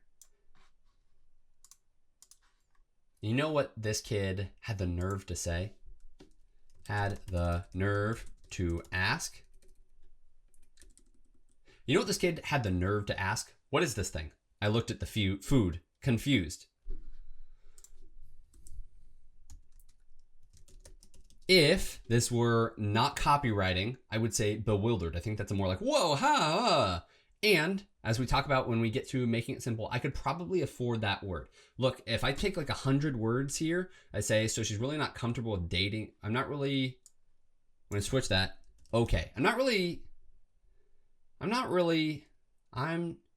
not okay with her dating at all yet. So I thought about greeting this guy at the door with a shotgun. I didn't want to hear him. I just heard him. I just wanted to put the fear of God in, but I didn't. I controlled myself. I restrained. I held myself back. Now it's good. And I welcomed him in my home. I served him a perfectly grilled steak and a buttery baked potato for dinner. And do you want to know what this kid had the nerve to ask? What is this thing? I looked at the food confused. Yeah, I'm not going to go bewildered. Let's keep it small. Keep it small. Keep it approachable. Keep your words powerful, but not academic.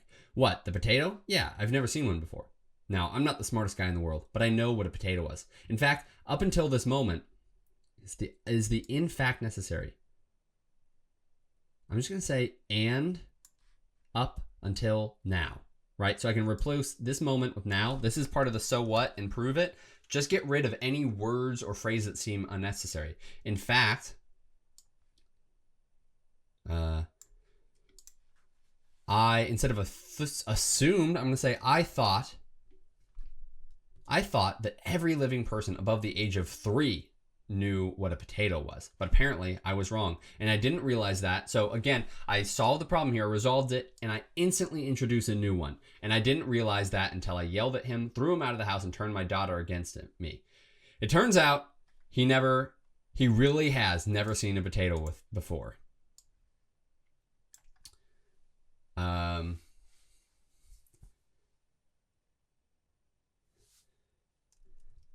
Now I've got some apologies to make.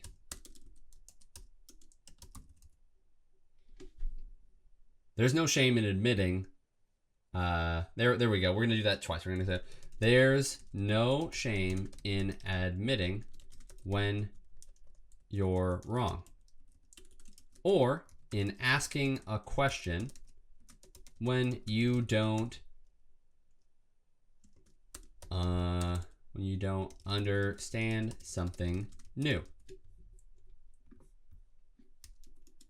We're all just trying to get 1% better every day. So what am I doing here? So I'm handling objections, right? I don't know.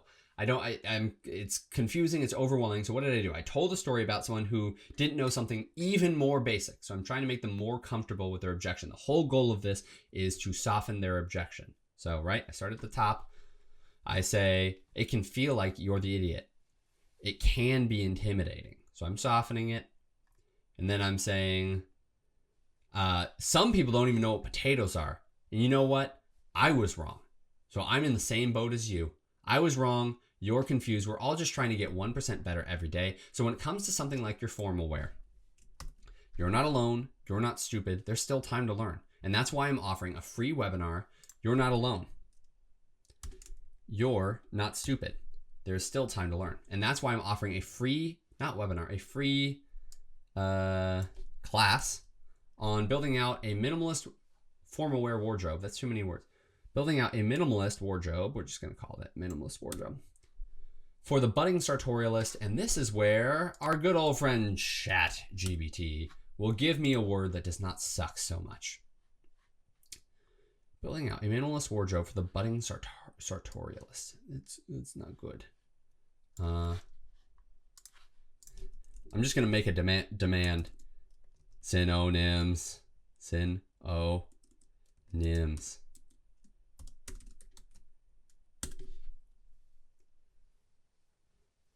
Yeah, I thought about fashionista. I do not want to do fashionista. The style maven, for the aficionado. No, I need smaller, more approachable words.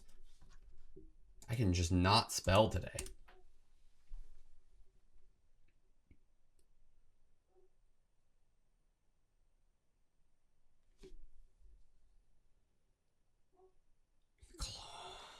For the budding.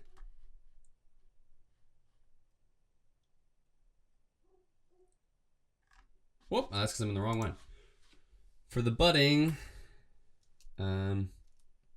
well-dressed person?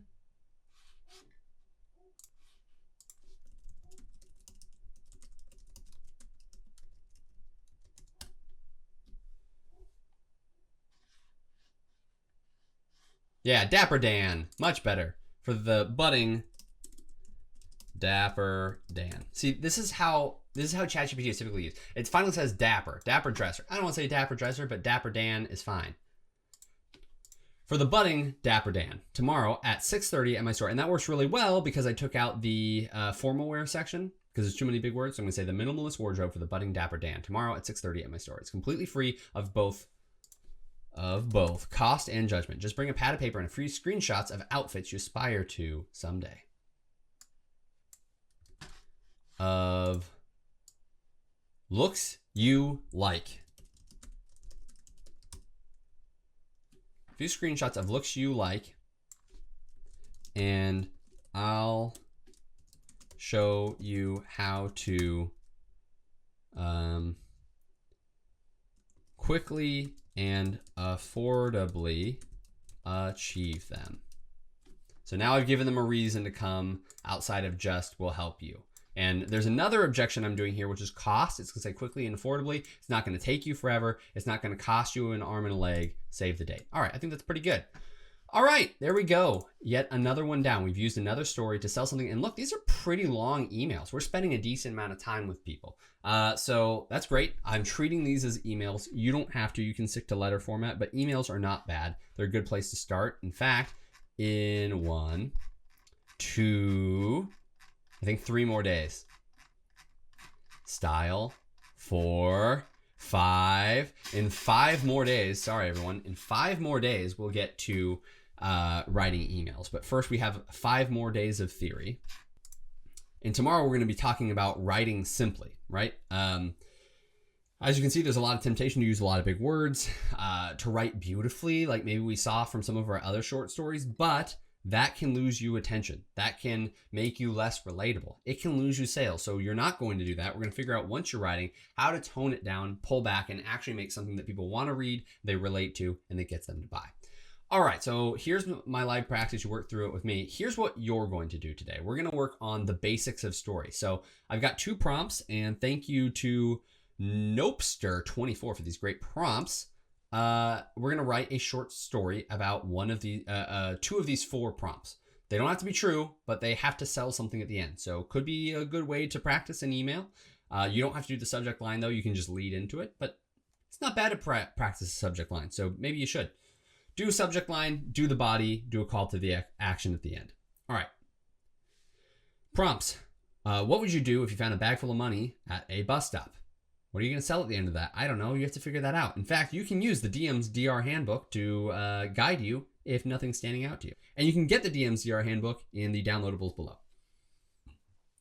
Prompt number 2, you're dog sitting for the weekend. Suddenly the dog runs away. You get into an Uber, but the driver can't speak English, or you're about to ask out your crush, who suddenly her ex-boyfriend walks up. Again, great prompts from Nopester, really, really solid. And tomorrow, we're going to do something very important, which is learn how to write simply. With everything you've learned, getting attention, writing emotionally, telling a story, adding tension, overcoming obstacles, adding in open loops, there's a lot. It's easy to go overwhelmed, and it's easy to get distracted in your writing.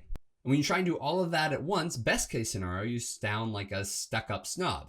But worst case scenario, people get lost, they drop like flies, and you make no sales. So if you want your words to land, if you want to make sales, you need your words to be clear, you need them to be concise, and you need them to be simple. And we're going to learn that tomorrow.